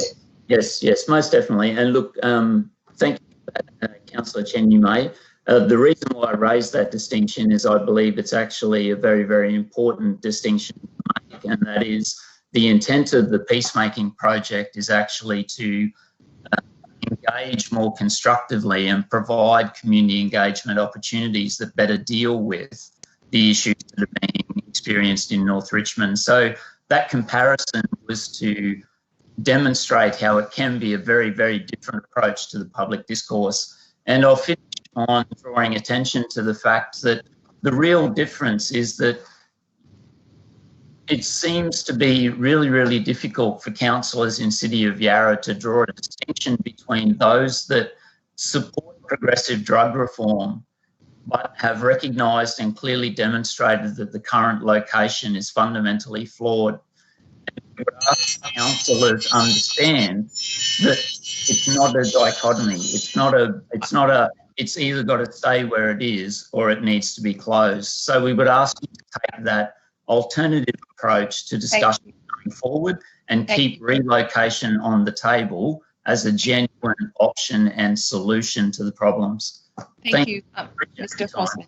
Thank you very much. Councillors, any questions of the submitter, Mr. Horseman? No, I don't think so. Councillor Bosler, please go ahead. Thank you, Mayor. Thank you for your contribution, Mr. Horseman. I was unclear.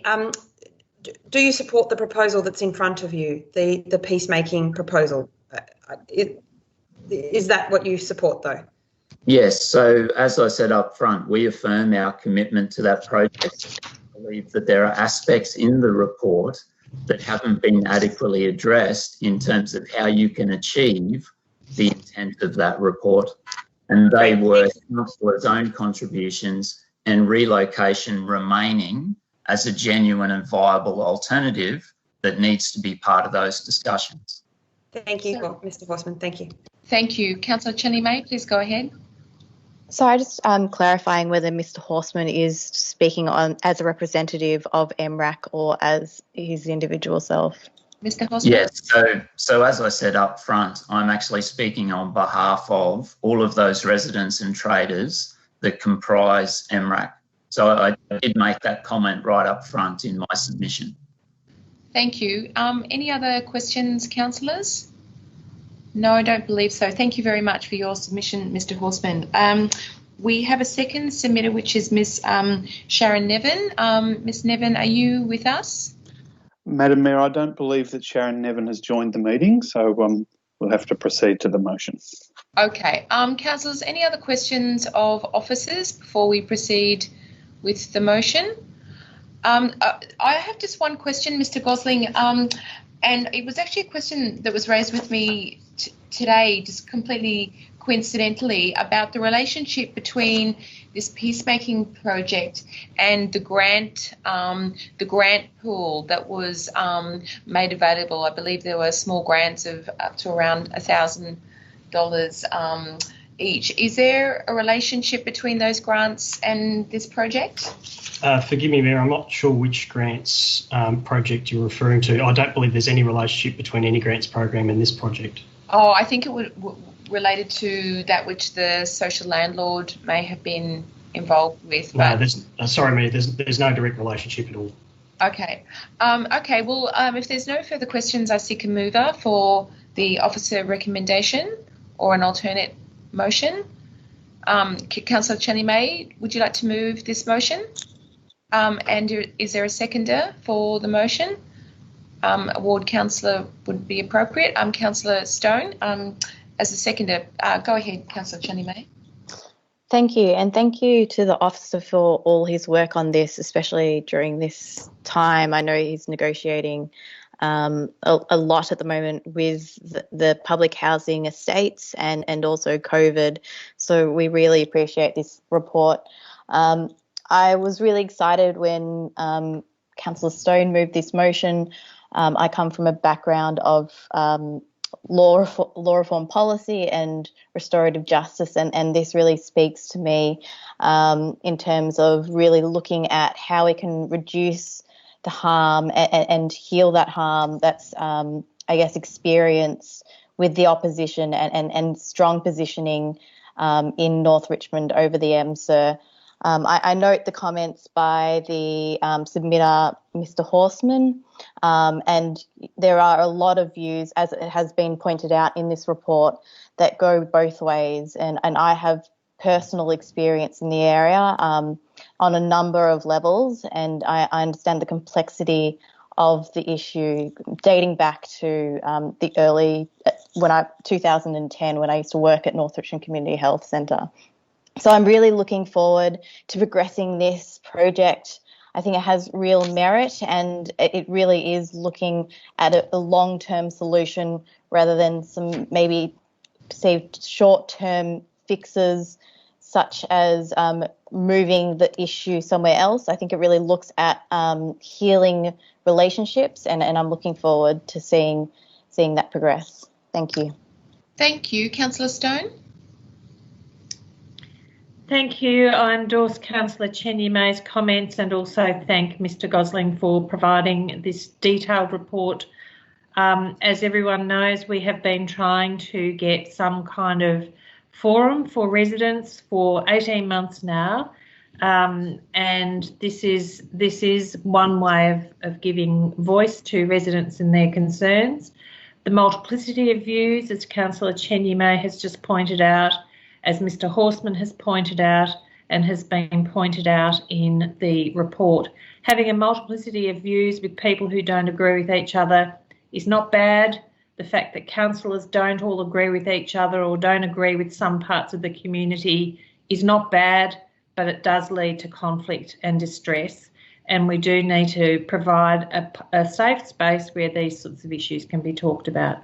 So the Neighbourhood Justice Centre is performing a really great public service.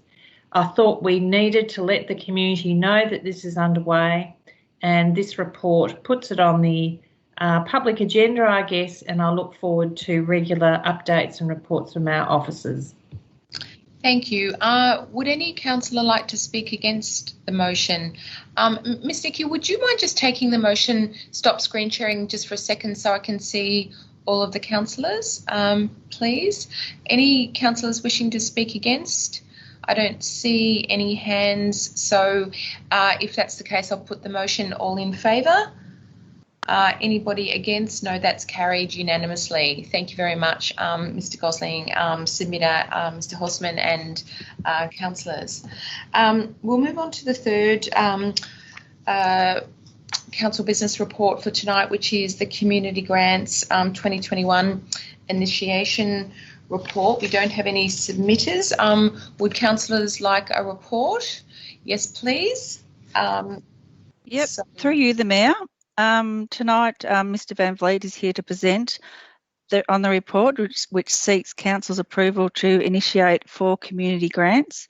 These grants enable community initiatives and provides that projects that address issues, increase community resilience and enhance the wellbeing of the Yarra residents. The funds have been allocated in the draft budget and are subject to the approval of the 2021 budget at the 4th of August council meeting. Thank you. I'll just call on Michael Van Vliet. Do people need an additional report from council officers? Yes, please go ahead. Thank you, Chair. So the purpose of the report is to seek council approval to initiate 4 community grants programs: the annual grants, the investing community grants, the small project grants, and the room to create responsive grants. The report provides an overview of the processes, objectives, priority areas and assessment procedures for each of the grant programs, as well as their budgets. The sum total of these grants in the 2021 financial year is more than $1.35 million. The guidelines and assessment criteria for each of the grants programs is available as an attachment to this report. The Community Grants Program aims to support community initiatives and projects that address local issues, increase community resilience, build social capital and enhance the wellbeing of Yarra residents, people who visit and work in Yarra, as well as local artists. The COVID-19 Quick Response Grants has led to the delay in our regular grant programs being rolled out. There's been 8 rounds of COVID response grants to date, which has seen grants totalling $761,000 distributed to 106 small businesses, 71 artists and art businesses, 8 not-for-profit organisations and 6 disadvantaged schools to support them during the pandemic. The annual grants program usually opens in June and July each year, but this year will open in mid-October, along with the triennial investing in community grants. The small project grants and room to create grants will open on the 1st of August. There's been a high level of community and internal engagement in putting together these programs and finalising the guidelines. I recommend the report for Council's approval and I'm happy to take any questions. Councillor O'Brien, did you have a question on this report or the previous one? Sorry. This one? Oh, please go ahead. I think Councillor Fistaki might be first. Oh, okay. Councillor Fistaki, would you like to ask your question? Yeah. Yes, thank you. Can you hear me? Yes, can hear you well. Yeah. I'm just trying to sort of work out, because we've had the applications for the 8 rounds of COVID grants. Not yet. We have particularly our community members in the arts and music industry very severely affected by the lockdowns. I'm just trying to speculate and get your insights on whether you think we would get a lot of additional applications given the impacts on arts, business and the community sectors. And if we do get so many additional applications, what additional resources or checks might you need to deal with the flood of applications? Mr. Van Vliet?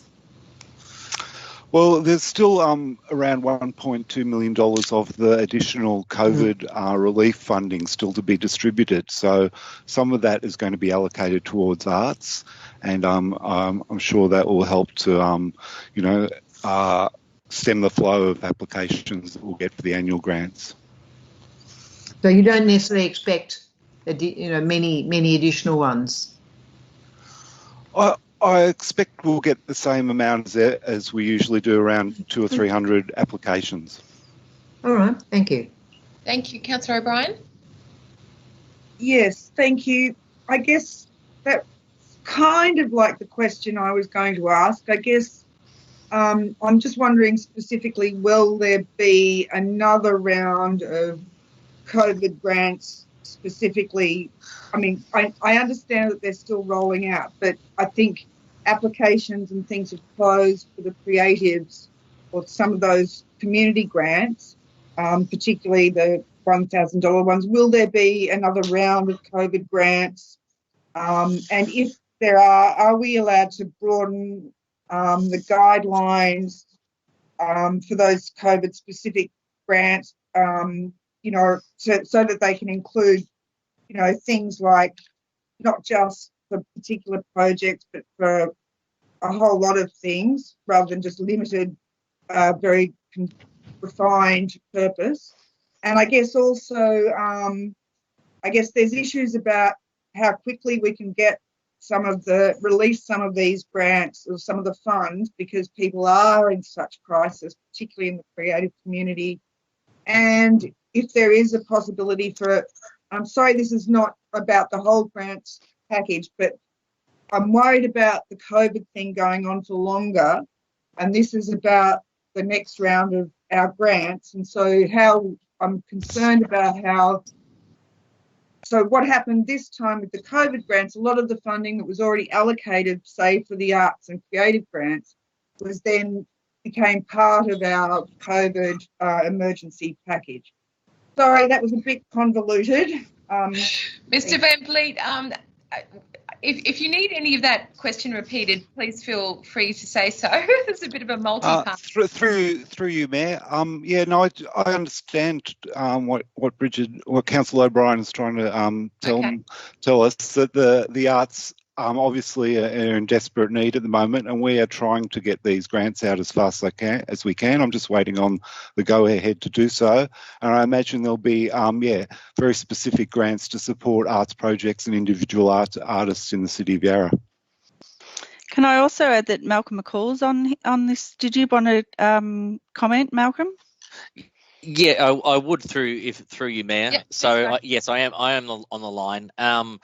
So there is still 1.32 million remaining in the COVID-19 General Community and Economic Support Fund, and so the figures that are in terms of what could be allocated to which issues have been considered by officers, and there is definitely a consideration in terms of further relief to the creative community part of our community. So we obviously had 2 lots of creative community COVID-19 quick response grants that went out earlier in the last financial year.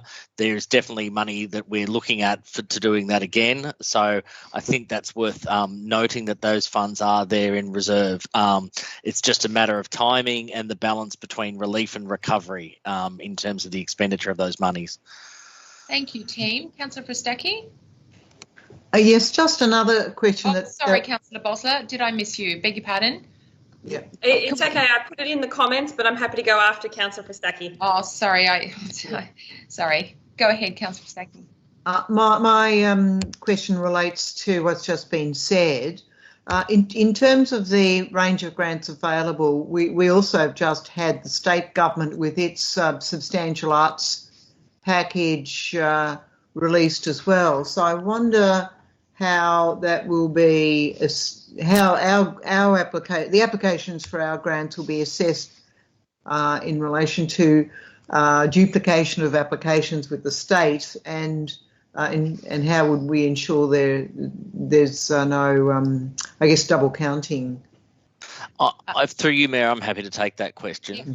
So one of the criteria that we've been using with the COVID-19 response grants has been around whether or not there is available funds elsewhere from other levels of government. So if there's a clear line of sight between a need and that a need can be met through another level of government, we have set it out in previous guidelines as that is where the need should be met, because obviously the Commonwealth and the state governments are significantly larger than us in terms of what resources they have. It's also worth noting that I know that the arts industry wasn't impressed with the amount of money that was involved, but the Commonwealth government's JobMaker plan had $75 million in grants for new festivals, concerts, tours and events once social distancing eases, and $35 million in cash for major arts and cultural organisations.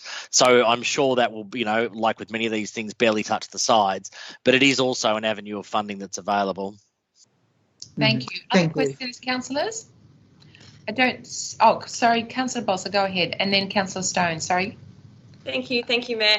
Mr. Van Beek, thanks for the information that you provided there. The stats that you provided at the start about the COVID response grants, I couldn't find those stats in the article there, so can you just share that? Can you just send that in writing to officers? And if I've missed it, please let me know.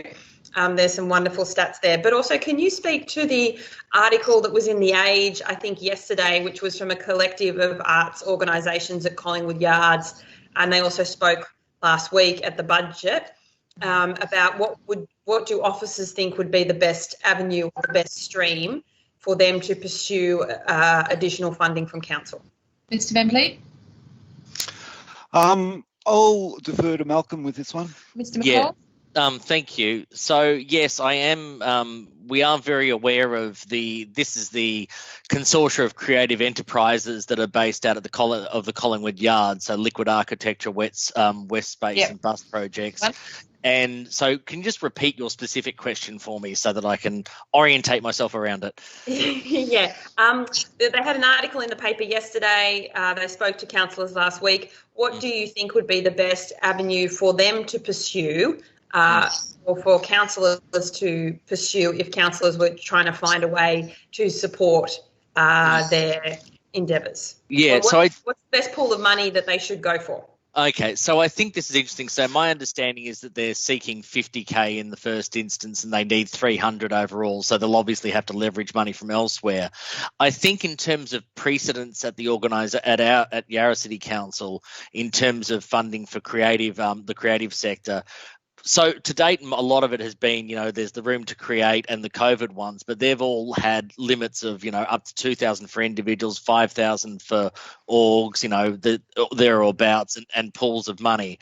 I think the other thing that's been interesting is that there is some precedent, looking at this more deeply in terms of the Celebrate Yarra triennial grants, which are an example of invitation-only grants, and that currently is limited to Lunar Festival, Spanish Fiesta, and Gertrude Street Projection Festival. So if their goal is around the polyphonic social event, and they say it's going to span several weeks in the new year, I think the date was forgive me if I don't, the date was around May, June to next year. We can all pray that we're hope that we're no longer in COVID land by then.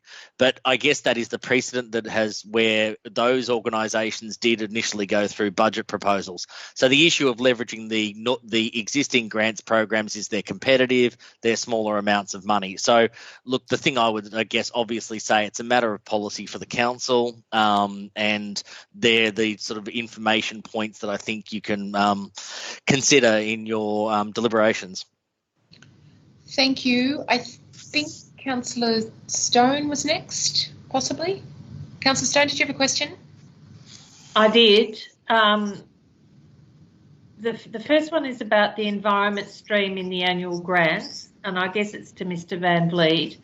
It's been rebadged as climate action grants, but it's still the stream with the smallest pool of funds. And I think last year only 4 grants were allocated.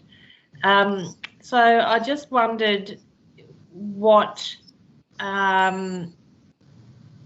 was what the whoever put this forward is expecting the community to get out of it. I guess I haven't worded that very well. It's such a small amount of money. It is indeed. There's a lot of interest out there at the moment. There's another emergency unfolding beside the pandemic, which is the climate emergency we've all acknowledged, and this is a very small pool of funds. And I guess I wondered what the thinking was behind that. Mr Van Vliet? Through you, Mayor, thank you for your question, Councillor Stone. Yes, it is a small amount of money. There were actually more than 4 grants. There was about 20 or so. 6. There were 6. 6? No, there were more. There were 6 larger ones and about 12 or so other ones in last year's grant, or this year, 2020 grants. But there was a budget bid for more money towards environment grants, and it got knocked back. We can shuffle funding around if that's what the councillors want. We can take more money out of the community development grants and put them into the environment grants if you so desire. I agree with you as a council that is has a strong voice on climate change and see this as an imperative. There should be more than $50,000 in that pool. So I guess it's up to you guys to make that decision. And a follow-up, if I may, rather than shuffle around money in the existing pool, there is that unspent money that Mr McCall referred to, which was for resilience and recovery, another round of grants at some stage. Could some of that be used right now to increase the pool of climate action grants? A small amount. Through you, Mayor, I'll leave that to Malcolm to reply. Yeah, through you, Mayor. Look, again, I guess it's a matter of it's a policy decision. They've got the budget coming up on August the 4th, which I know there was a typo in our resolution. But the budget decision is coming up on August the 4th. I think, if the imperative was to have a neutral impact on the budget and I guess if there can be a nexus found between, as Councillor Stone has pointed out this evening and on previous occasions, that yes, there is the climate emergency and COVID-19 emergency do have some eerie parallels in terms of resilience and adaptation, and the nexus can be found there. I guess I defer to the council that it's really a matter of policy and a matter for the budget decision. So there are funds that are allocated in the community support fund, the general community support fund of 1.32 million. Nothing is firmly established yet. It is still under the delegation of the CEO in terms of being able to acquit those funds. So as per the original resolution back in April. So I think that is really a matter to be set by the councillors through their determinations and resolutions. So just so that everybody's clear on this, Mr McCall, tonight we've got a 4-part recommendation which has monetary amounts allocated to each of the grants programs. Yep. Are you suggesting that there's the capacity for changes to be made to those monetary amounts? I'll also. I think Lucas is Mr. Gosling's also on the line. I should say. I guess I again would reiterate that it's a matter for the determinations on the budget, and it's a policy decision for the council. So I guess the initial intent of setting aside monies for COVID resilience and recovery and relief was to, have it aligned with community needs around resilience and recovery. So I guess the nexus has been there around, I guess it's worth me saying, what have the previous monies gone out for? They've gone out for food relief. They've gone out for support for agencies responding to family violence. They've gone out to business, small and medium, up to 30 employee businesses who, were given funds to adapt to go online and other measures to improve their business options at these tough times. So all of the previous ones have had some kind of relationship to it. And the way that the resolution was drafted back in April was very much that money, the original money, so 688K has been spent, 1.32 million remains, and the way that it was drafted in the original resolution was COVID relief and recovery for the community, business and local community and the local business community. So it's, again, that's the original drafting. That doesn't mean that things can't be changed if the nexus can be demonstrated and it's a reasonable thing to do, and it's a matter of policy. But we still have to deal with the fact of what the original resolution was. So that would be my advice on it. Mayor, I might just add one minor point too, if that's all right. Sure. And that would be to just point out to councillors that if you were to make changes to it, of course, it would not be recognised as ongoing funding. There is a funding pool for these grants, so council would have to. There may be an ongoing budgetary impact, so that's something councillors should be aware of. Councillor Bolso, did you have a follow-up question? No? Yes. Thank you, Mayor. It was just totally minor. The recommendation says 300K for investing in communities grants, but then the document investing in communities grants says it's 280K. So I suspect that the second document is the wrong one and the recommendation is the right one. But I just... Sorry, 300,000 is for the investing in communities grants. Yeah. The 301,000. That's for a separate program from the annual. So the table is only about the annual grants. Yep, and in the attachment, attachment 2, investing in communities, in there it says the total pool of funding is 280 per year. So sorry. So that hasn't been updated. Yep, I'll have to update that. Thanks for pointing that out. Just wanted to check I got the right number. Councillors, other questions? No, if not, I'll seek a mover for either the council officer, Councillor Stone. Are you moving the officer recommendation? With an addition, which I will just send through. I just wrote it. Just send through now, and it is basically an amendment. Resolving to increase the pool for the climate action stream in the annual grants for 2020 to 2021. Now, it's taking note of Mr. Gosling's point, so it's for 1 year only at this point, by $30,000 by allocating this amount from the unspent COVID-19 package intended for resilience and recovery, and that the total pool in that fund be accordingly reduced by $30,000. Is there a seconder for that motion? The amended motion? Not seeing a seconder. Councillor O'Brien, would you like to speak?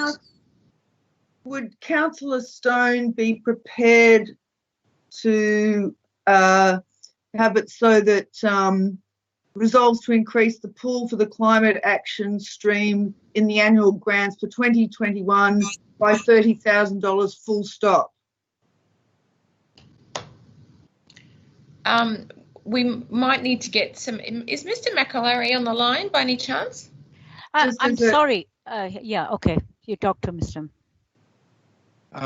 I've not understood the intent of Councillor Bryan's question. If it's full stop, resolves to increase the pool, that will affect the budget. But I think what Councillor Stone was attempting to do is to reallocate it from the unspent fund. So it's only rebadging it and moving it from one bucket to another bucket within the same budget framework. But with Councillor O'Brien's suggestion, if it just says full stop 30,000, that means there's an increase and impost on the budget. So, Councillor Stone, are you prepared to accept that amendment to your amendment? I prefer to leave it as it is because it's balancing the budget. Yeah. And it makes it clearer for everyone else. Yeah. Okay. Sorry, Madam Mayor, that's what I said, that Councillor Stones does not have an additional impost on the budget. Yeah. It only reallocates. Yeah. Yeah. So, Councillor Stacky, are you wanting to second the motion or ask a question? No. Sorry. Just a question to just remind that, it does say 4 August. Okay, sorry. Now it's from 8 August. It's changed. Okay. So just, yeah. Okay. Is there a seconder for the amended motion as it appears on the screen? I'm happy to second it. Yes.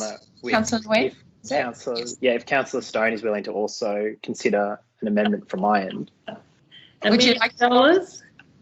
I'd say, no, I was going to say, why don't we just keep the numbers round and go lift it up to 100,000, so double it. And then also perhaps the youth-led grants could be raised to 50,000 as well.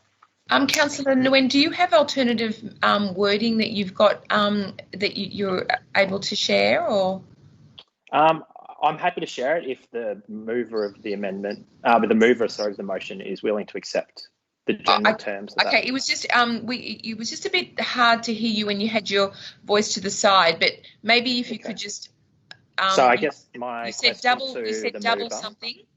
Sorry. Is whether she would be interested in raising the climate action stream amount to $100,000 from 30, and then increasing the youth-led grants to 50,000.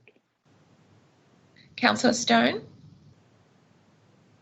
So that's nearly another 100,000 coming out of the COVID support fund. Oh, I wouldn't say it's coming out of it, but I think it's incorporated, as the officer has said, around the nexus between both issues. Councillor Stone. So, Councillor Nguyen, you're suggesting that would come out of the COVID, all of it comes out of the COVID support fund? Yeah, so along the same lines as your amendment to the officer's recommendation, just tweaking the numbers that you've put forward. So, for 2020-21 only at this stage? Yeah, exactly. So trying to keep it neutral. Madam Mayor, I just want to ask a question. So what? Okay. So Councillor Nguyen, would you mind just forwarding through your proposed amendment to Ms. Niku and the other councillors while we take questions and comments? CEO, go ahead. Thank you, Madam Mayor. Just want to clarify that overall we are looking at 100,000 for for environmental climate action stream and 50,000 for youth stream. So it is about 150,000 overall. Am I hearing it right, councillors? Councillor Nguyen, is that your proposal? That is roughly, it's not quite those numbers. I think it's more around 50,000 extra plus 38,000 extra, so 88,000 reallocation. How is it? Sorry, Madam Mayor, okay, we need to understand this. Yeah, I think what would be good is just to get the words up on the screen so that we can all see them, and then we can go from there. Councillor Bastaki, did you? 120,000. Yeah. And Councillor Jolly's got a question. Oh, sorry, Councillor Jolly. I can only see 3. No worries, no problem. So go ahead. I'll wait my turn. Oh no, you go ahead. That's fine, and then I'll. So my question, it's either to Councillor Stone or to the relevant officer. So my understanding is that the increase in 30,000 is coming from unused COVID money. So it's not net loss to the COVID rescue package, if I can use that term. But any more than that, if we were to approve that tonight, would actually eat into COVID package money that's currently being assigned or potentially assigned to people who need it. Is that a correct observation? Because if that's the case, I'd be very wary of amending Councillor Stone's motion along the lines that Councillor Noon is saying, at this late stage tonight. But that's more of a question, because I'm not sure if that is the case. So maybe I'll ask Councillor Nguyen if that's his intention. I think my eyes is in they're not different in the sense that, you know, the sum of money that's available and the work that would be undertaken in both the climate action stream and the youth-led stream would be part of any recovery with respects to COVID and ensuring that our community is more resilient moving forward and responsive to the issues that both the pandemic, the health pandemic, has presented itself with. So I don't see it as personally two different streams or two different actions with two different results. I see them completely interlinked. Does that answer your but question? I can't speak for the mover. But... Sorry, Councillor Jolly, does that answer your question about the intention of this amendment? It answers the question. I disagree with the premise, but it definitely answers the question. Yeah, thank you, Mayor and Councillor Nguyen. I might just go back to CEO. CEO, were you trying to say something a second ago? Yes, I just want to clarify. We have unspent balances of 1.32 million, which the council signed off for community resilience support. Okay, we have not yet spent that because we are waiting to have the second round. The first round is finished, the second round. When the council sat together to resolve this, Councillor Nguyen had that time, way back in Fitzroy Town Hall, had already said that we should allocate 50,000 for youth grants. Yes. So is this 50,000 in addition to that?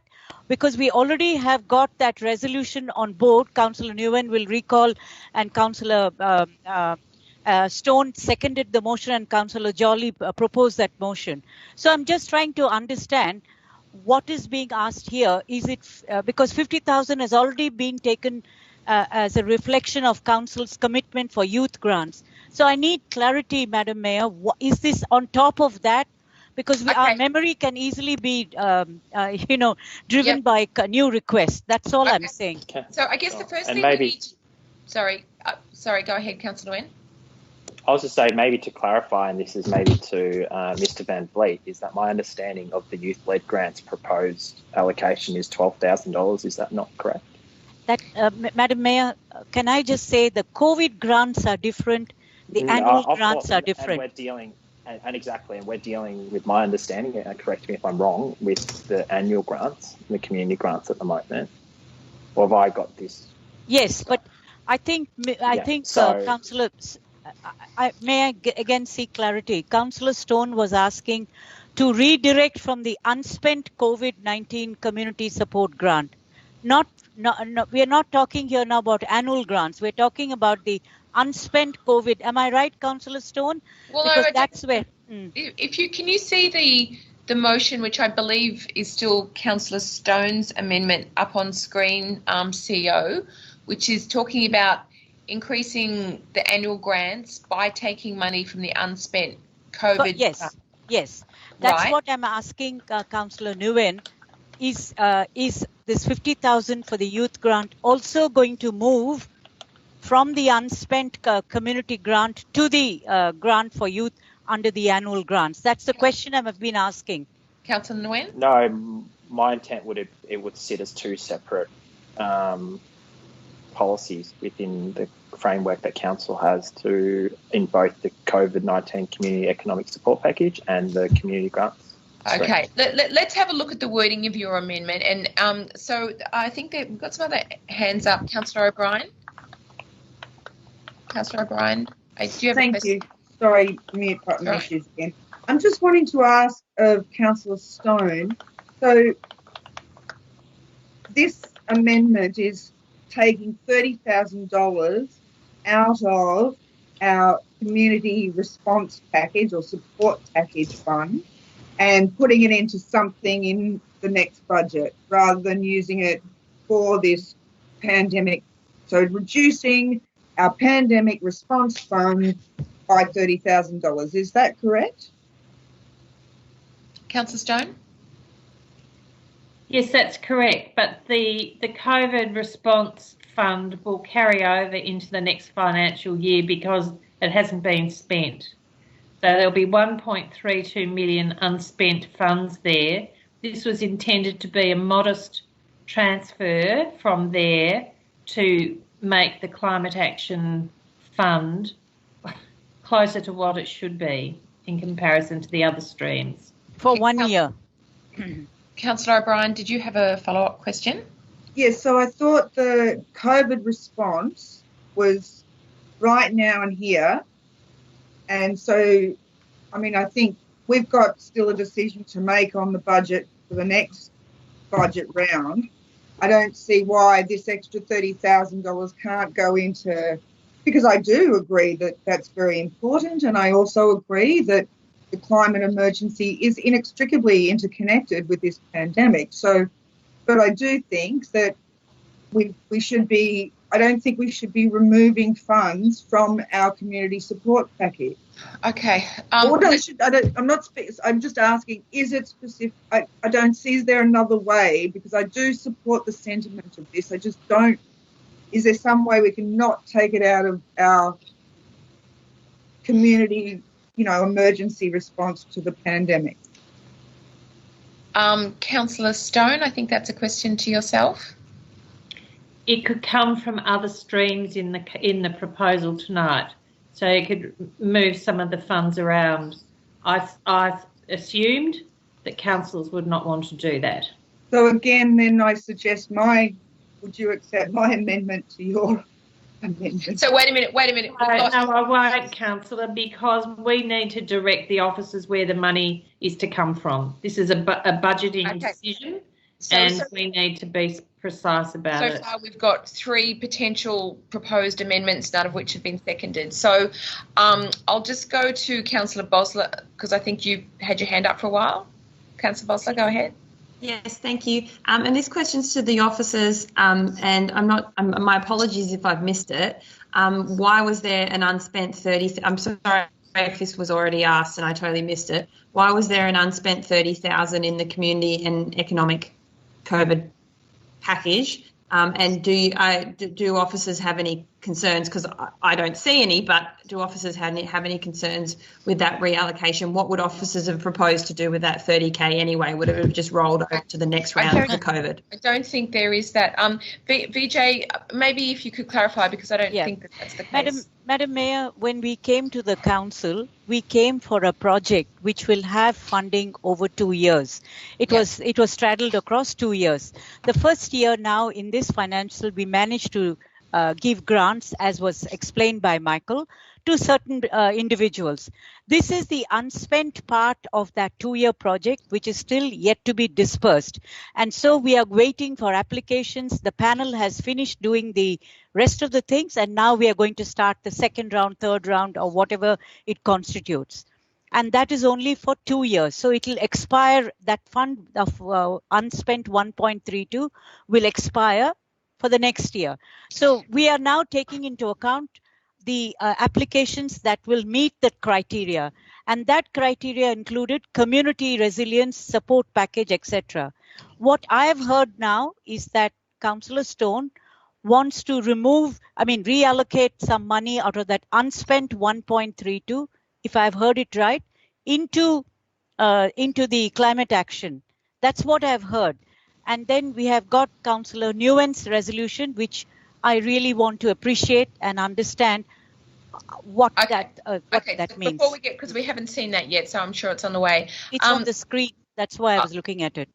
So I don't know who is the right person to ask this, but in terms of where we're up to in the process for the COVID grants and the second round, have we applications opened for the second round? No, it's through you, Mayor. No, we haven't opened the second rounds yet. We're actually working through developing new guidelines, and as we'd earlier reported to the council at a briefing, we were looking at what the best allocations of those monies were, given the situation at the time. So we were looking at a mixture of community development, funds for community development, socialisation, again, monies for food and material aid relief. So yes. Okay, gotcha. So now, Councillor Nguyen is, I believe, happy to second Councillor. I've got a question. Okay, go ahead, Councillor. Sorry, I didn't mean to interrupt. When you're, I was just pointing out that Councillor Nguyen is happy to second Councillor Stone's amendment if she supports his. So, is your question, Councillor Jolly, related to one of these two amendments, which are sort of interlinked? It is, yeah. Yeah, please go ahead. It's probably to governance. We've told the world through Yarra News, the media and the website that we've got a $7.4 million COVID rescue package, and everyone's jumping up and down and very happy about it. I just wonder what the governance issues, if any, are around us cannibalising that for another project, and isn't it not like there's a governance question? And second of all, is it not robbing Peter to pay Paul? I mean, we're in the draft budget, we've got $50,000, for example, to fix up the toilet at Fitzroy Town Hall. Would it not be better? Could we not find alternative ways to finance an increase along the lines of Councillor Nguyen is suggesting? I think Councillor Stone's thing is entirely different. It's just unused $30,000. I've got no problem with that. I just wonder, have we got the authority to tear up, if you like, what we've told the public in terms of our 7.4 package tonight at this last minute? I just wonder. That's a question maybe to the CEO or to Mr. Gilbert, please. Who wants to take that question, Mr. Gilbert or CEO? CEO? Thank you, Madam Mayor. More than a governance, yes, it is a governance question, because we have gone out to the public giving details of all our support package. Of that entire support package, apart from waivers and apart from rate relief and other things, we have 1.32, which was meant to be a direct grant to a group of people or applications which met certain criteria. That application grant round has not yet started or opened. That's what Malcolm was telling you, that's yet to be done. So if we are going to tap into that grant, which was 1.32, and if we are going to remove 88,000 out of that for good reasons, you'll be left with 44,000 for that grant for the next round. So from 1.32, it'll move down to 44. And of course, we'll have to work on a pool of 50,000 for climate action and 50,000 for climate action and 38 for youth thing. But the fact is that pool was meant to meet certain criteria, and that's what I'm struggling to understand. It's not easy that. Can we bring back a report on all these things? Because the budget is on August 4th. Why are we confusing the annual grants now with this? We can bring back a budget, and it's only going to be for a year, whether it is a climate action budget or a youth budget. It's not a rolling annual grant. It's only for 1 year. We are happy to take back I'm happy to take it back to staff and come back to you and present a proper report, because this is going all over the place, frankly speaking. It's not meeting certain fiduciary and governance requirements. Yeah. Okay, so thank you for that unequivocal advice, CEO. Councillor Stone. And we're voting on the budget in 2 weeks, aren't we? Yeah, 4th of August. Yeah, that's 2 weeks, yeah. Yeah, 2 weeks. So, Councillor Stone, I'll check with you first whether you're wanting to proceed with your amendment.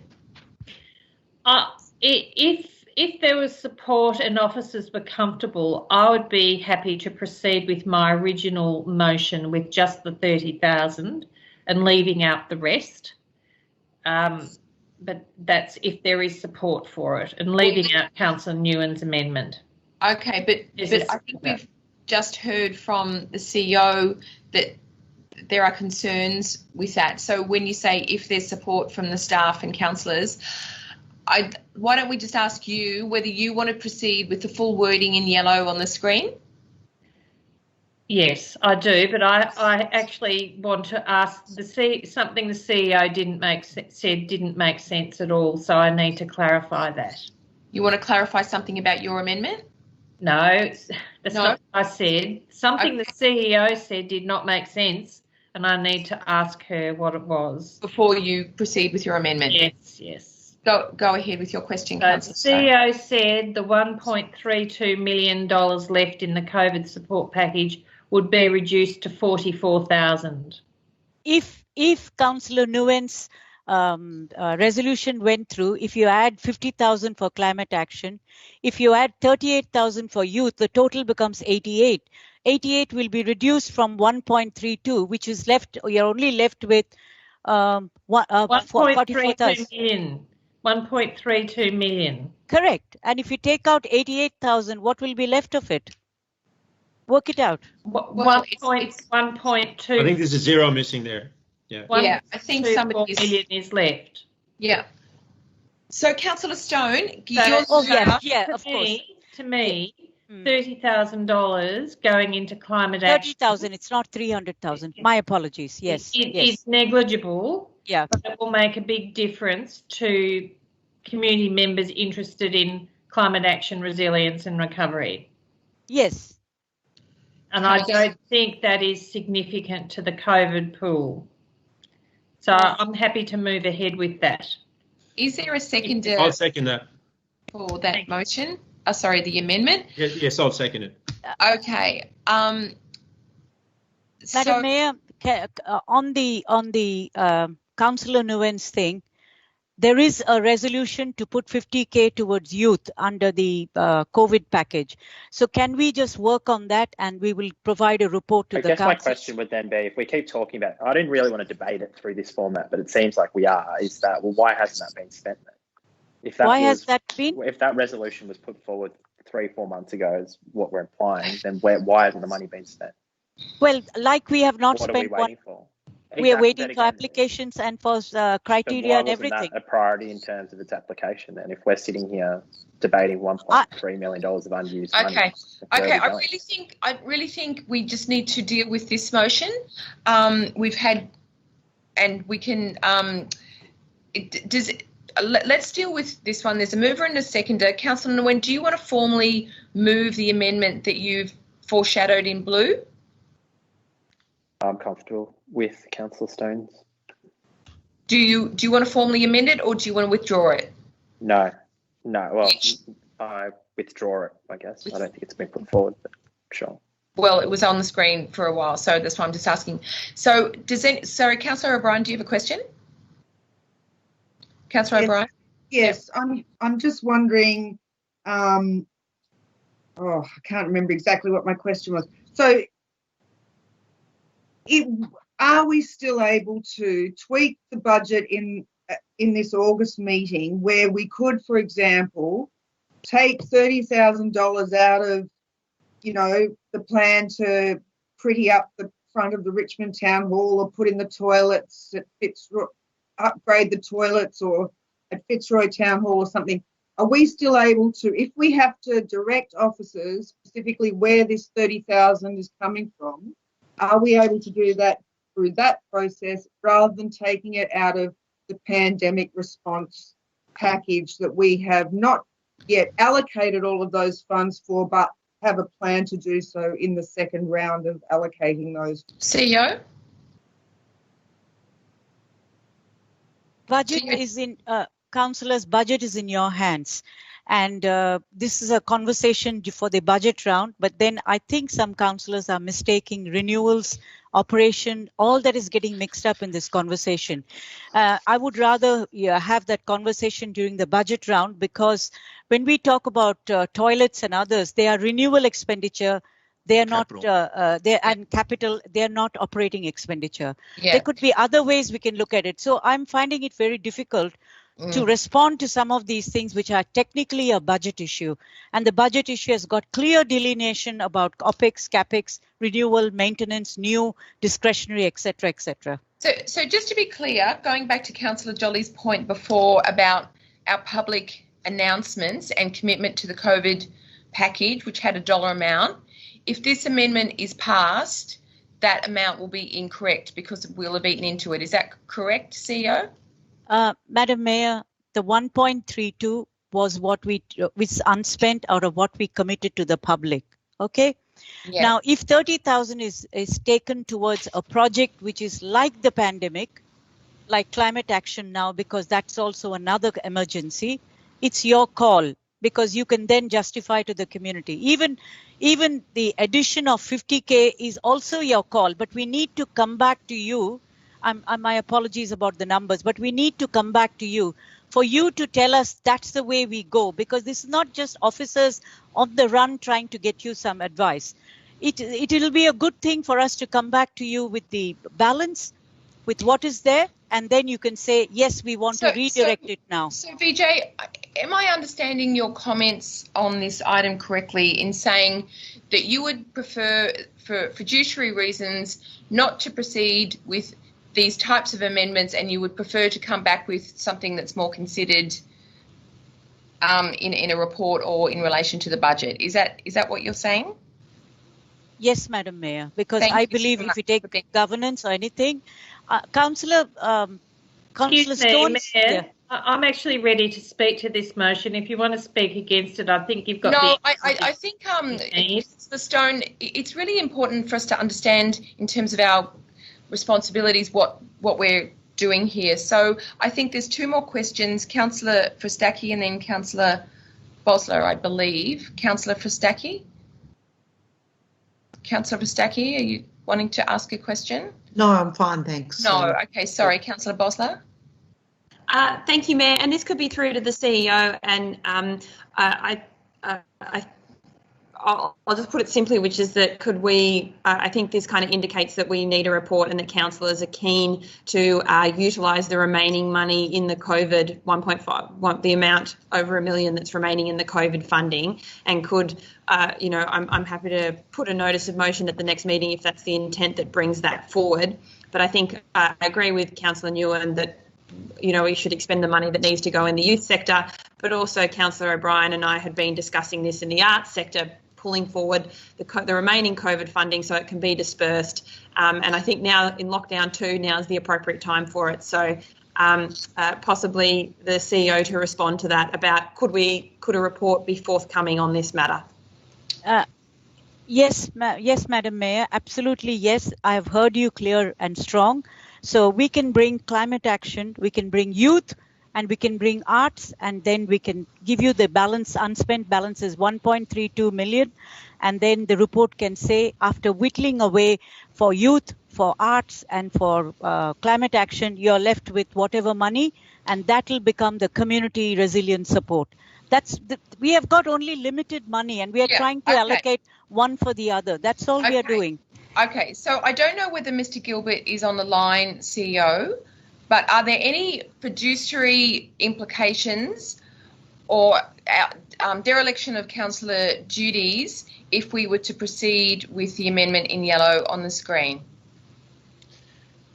Can I raise a point of order? You can. It sounds, Mayor, it sounds like you want there to be, and you've asked this question already, and the answer I've asked it twice, and I don't believe I've got an answer from the CEO that there's a problem, and I'm just trying to get clarity on that because I didn't know whether Mr. Gilbert was on the line. So I'm actually not playing funny buggers. I am actually trying legitimately to understand whether this is a dereliction of duty if we proceed down this path. So I feel like that's a fair enough thing to do. If you've got anything to add, Mr. Gilbert, do, and if not, we'll just let the CEO's advice earlier stand. I don't really have anything to add, Mayor, no. Okay, so I feel like we need to proceed with this proposed amendment, see if it passes or not, and then work out what to do after that. So, can I ask you a question? Yes, Councillor Jolly, as you're the seconder, is that right? It's just a question. It's just a question. Sure. Yes, I have seconded the motion. And this is insofar as the budget discussion is going to be in vote, it's going to be in 2 weeks' time, and the CEO has said that she can get a report back in this matter for that meeting. Would it not be better to defer this item? I'm not trying to shaft Councillor Stone because I have decided to second her motion, but wouldn't it be better if we just package it up in a proper debate where the officers have been able to look through, this yellow amendment and also what Councillor Nguyen has said, and we get a full report, properly analysed, properly gone through by the officers and properly read by the councillors prior to the 4th of August. I just think that might be a better way doing it. But if Councillor Stone wants to continue, I will definitely continue to second her motion. But it's more of a question to Councillor Stone, and I'm definitely not trying to turn it on its head. Okay, that's a question to the mover, Yeah. Councillor Stone. I think this is all revolving around the apparent concern of the CEO. The CEO was concerned because she believed that we were reducing the total pool from by $880,000. In fact, it wasn't. It is now $30,000. She subsequently said that she believed that the purpose to which it was being put in the climate action grants was akin to the purpose in the COVID recovery and resilience building grant. So my hearing of her was that she was mistaken in the first place when she was concerned, and when she clarified that, she was comfortable with this, and it is a modest amount. So I'm happy continuing, but as Councillor Jolly and others have suggested, perhaps another report on the other issues that have come up tonight is needed. So Councillor O'Brien has requested that we move a motion to defer this item, which I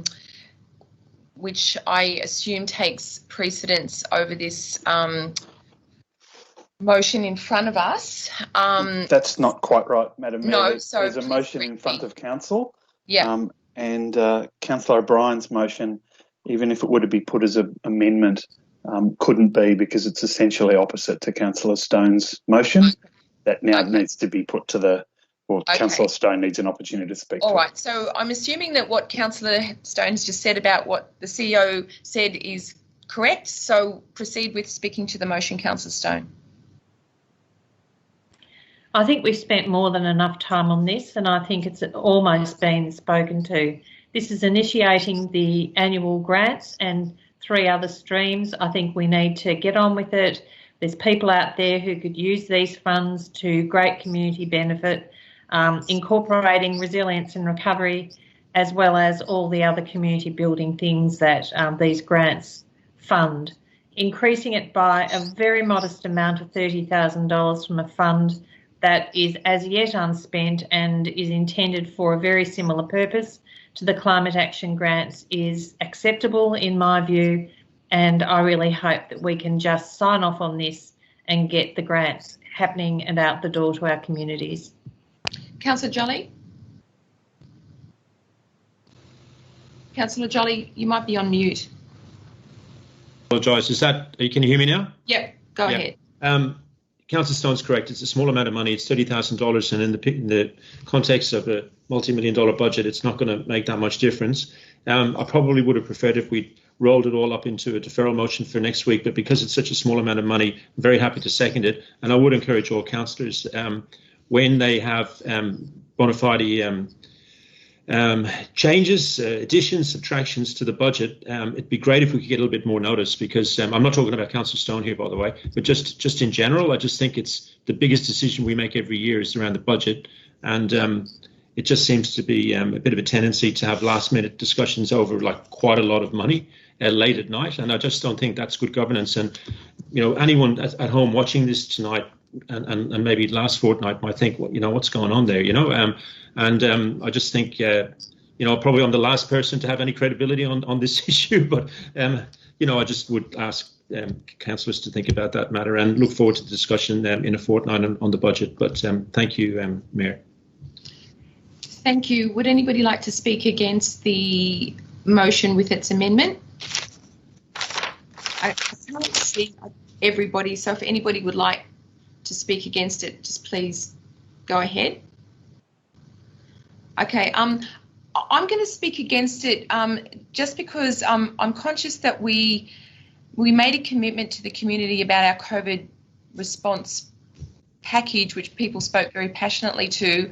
I was firmly of the impression that the COVID response package could do a whole bunch of work that had climate and health co-benefits. So I'm not clear what this additional stream would do. I feel uncomfortable from a governance and fiduciary point of view moving this. I think it would have been great to have this conversation in the context of the budget in 2 weeks' time. So I'll be abstaining against this motion.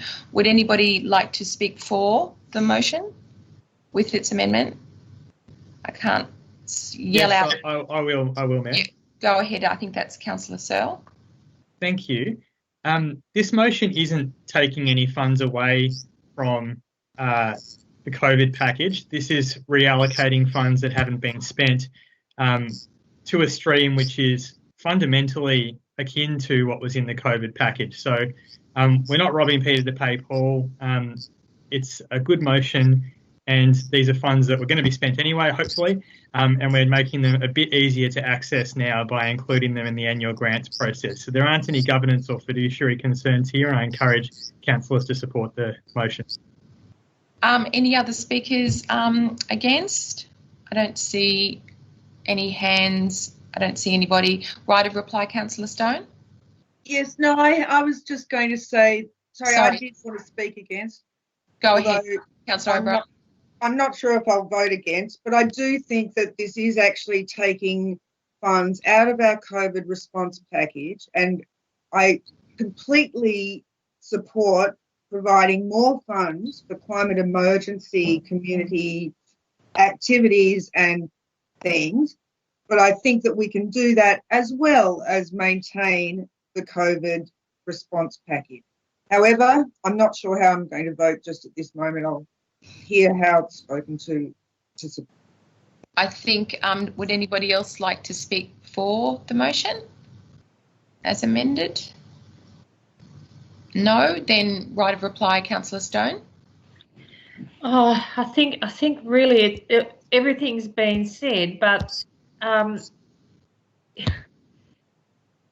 COVID money is set aside to achieve exactly what the climate action money in this grant is intended to achieve. It's about taking actions that build sustainable communities that can resist the shocks and stresses of the future, whether they are a pandemic or climate change or whatever comes our way. We know it's not going to go away, that this will be with us in some form for a very long time. And however these funds are spent, whether it's called COVID recovery, it's called climate action and resilience building, they're all building resilient communities, and that's what we should be doing. I can't say any more. Okay, I'll put the motion. I'm going to have to call out everybody's name. We might as well do it as a division because I'm sorry that I can only see 3 councillors live on the screen. So I've got Councillor Stone. Could you? I think you might be on mute, Councillor Stone. Councillor Jolly. In favour. Councillor Bosler.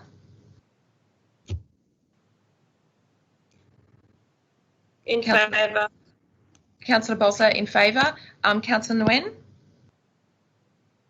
In favour. In favour. Councillor Chenny May. In support.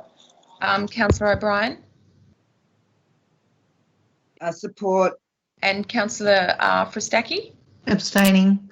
And I'm abstaining. So I think that's. Councillor Searle hasn't voted. Oh, sorry, Councillor Searle. Sorry, can't see you. I'm in favour. I'd formally request a division for the minutes as well. Not that we need to go around again, but I think we just need to request it so it's in the minutes. Yeah. So I think we captured that as a division, Mayor. Yeah, so thank you. That's why I foreshadowed that right at the beginning. Yeah. Yes. So I think it was 6 councillors supporting. Oh, sorry, 7 councillors supporting and 2 abstaining, I believe. So that's carried. Okay. So thank you. Councillors and staff. I'm going to take a 5-minute break. It's 9:25 and we'll reconvene at 9:30 p.m. Thank you.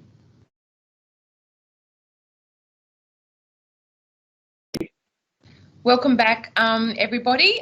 We have one more item to deal with tonight, which is 11.4, the governance rules. Would councillors like a report? Yes, please. Mr. Thomas, are you giving us the report for this item? Yes, I am, Mayor. Yeah, please go ahead. The report in front of Council tonight is the next step in the Council's implementation of the 2020 Local Government Act, a significant generational change in the local governance framework in Victoria.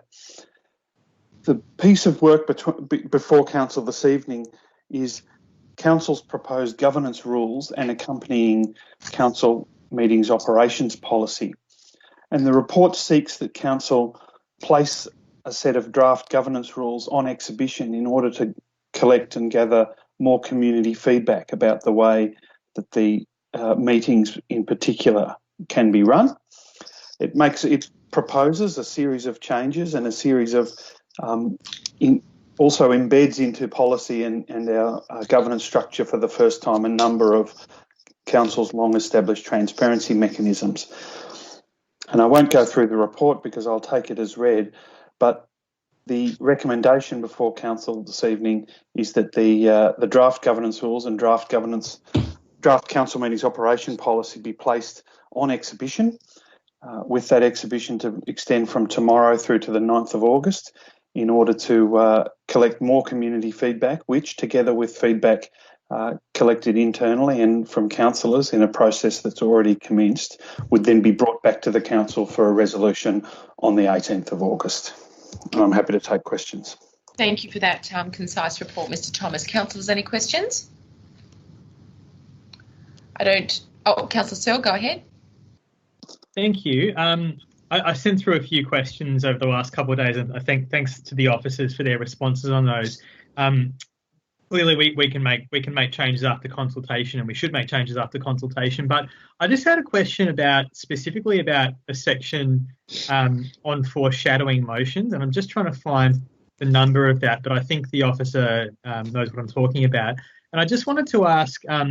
It seems like that section reads that there's effectively no effect to foreshadowing a motion because it grants no legal or procedural benefits, and the chair isn't obliged to accept foreshadowed motions. This is section 28. So I was just hoping the officer could comment on why that section is included and perhaps where it came from. Were there previously provisions for foreshadowed motions? Mr. Thomas? We have provisions in our current local law for foreshadowed motions, and it's intended to transfer them across into the governance rules, albeit with slightly different wording that came out of the template provided by our solicitors. The purpose of the section, and Councillor Searle is correct when he says effectively it seems to say in quite a number of words that foreshadowed motions are of no legal effect, and that is in fact exactly what it says. But what it does do, which is important, is it allows scope for a right of a councillor to present such a foreshadowed motion. When council debate is undertaken very strictly, as it can be, once a councillor has spoken once to an item, they'd be no longer entitled to speak at all. And so it would not be possible, save this clause, for them to foreshadow another motion. So that's the purpose of this clause, is to enable a councillor who's already spoken to a motion to speak a second time simply for the purpose of foreshadowing a further motion. But the feedback that Councillor Searle passed on earlier today on reflection, I certainly accept that there may be a more efficient use of words perhaps in our governance rules that could have that same effect. I've already turned my mind a little bit to how that might be done. Okay, so second question, Councillor Searle? Yeah, just a follow-up question. Thanks for that answer. So, given that any councillor can seek to move a motion at any time, what actually is the effect of me saying that I foreshadow a particular motion, though? Because you can't seek to move a motion if there's already a motion before council, and that's the most likely scenario in which you would want to foreshadow a further motion. So, for example, earlier in the evening we had a number of different amendments to a motion, and it may have been something a councillor wanted to do to be able to say, should this motion fail, I intend to move in this way. That, without this clause, would not actually be permissible if the councillor had already spoken to the motion. Councillor Fostacchi? Yes, thank you, Mayor.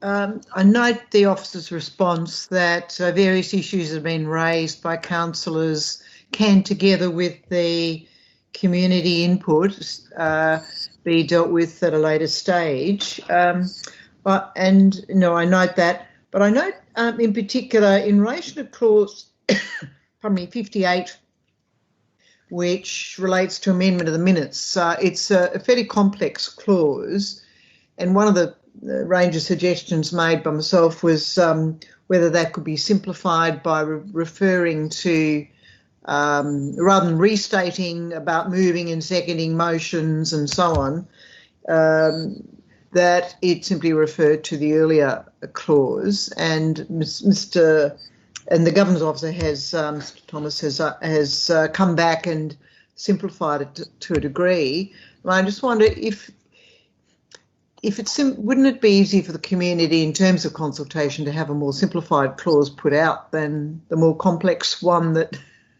restates and repeats? Mr. Thomas? Yes, I would agree with that. But that said, in order to meet the timelines for the necessary consultation process, we had to draw the line in the sand somewhere. So there are some changes, some minor clerical changes, grammatical ones, and that one that you just referred to, that have already begun. Essentially what we're doing is we're embarking on what we think of as a co-design process now, and it's necessary to go out with something. So it would be my intention following this evening to keep the consultation page, the Your Say Yarra website, up to date. So it would not only include the proposed rules that Council would adopt tonight, but it would also include changes that we are contemplating as a result of the discussions we're having, and that can continue to grow throughout the 3 weeks of public consultation. Okay, well that will help. Yes, thank you. Okay. Other questions, Councillor Fostacchi? Have you finished? You've still got your hand up there. Yeah. Other questions, councillors? So this is there's a motion to put this out for public consultation. I don't see any further questions. When anybody, I'm happy to move the motion as presented. Thank you, Councillor Fostacchi. A seconder? Anybody want to second the motion? Councillor Stone, would you like to speak to it, Councillor Fostacchi? Yes, look, it's something that we're required to do as part of the changes to the Local Government Act, as Mr. Thomas has said, that there is deadlines for this. I do I want to commend him for the amount of work that's been done. Yes, there's been legal advice on it, and there's been an endeavour as far as possible to keep what the flavour of our existing code of our existing local law in the new provisions. We've been told we don't need a local law once we approve these guidelines. So it will simplify the process for changes too, probably in the future. But we need to have it out to consultation.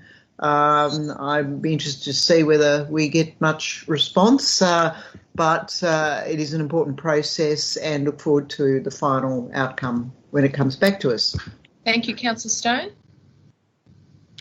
I too will be interested to see any community feedback. We don't often ask for community feedback on governance, and I think there's an increasing interest in governance actually, so I think we might get some submissions this time and look forward to those. Anybody wanting to speak against? No, all in favour? I see everybody. Councillor Jolly, are you still with us? Yes, I'm here, yeah. Great. Are you voting for? I'm voting in favour, yeah. Great. So that's carried unanimously. Thank you very much, everybody, and thank you very much, Mr. Thomas and the governance staff in total for all of the work involved. Thank you very much. I don't believe we have any notices of motion, unless I've missed it. I don't believe we have any urgent business motions. No, I don't think so. So if that's the case, we'll close our public council meeting. We'll say good night to residents And people watching, thank you for staying with us tonight. Please stay safe, and we hope to see you in 2 weeks' time, albeit virtually. It's 9:41, closing the meeting. Thank you.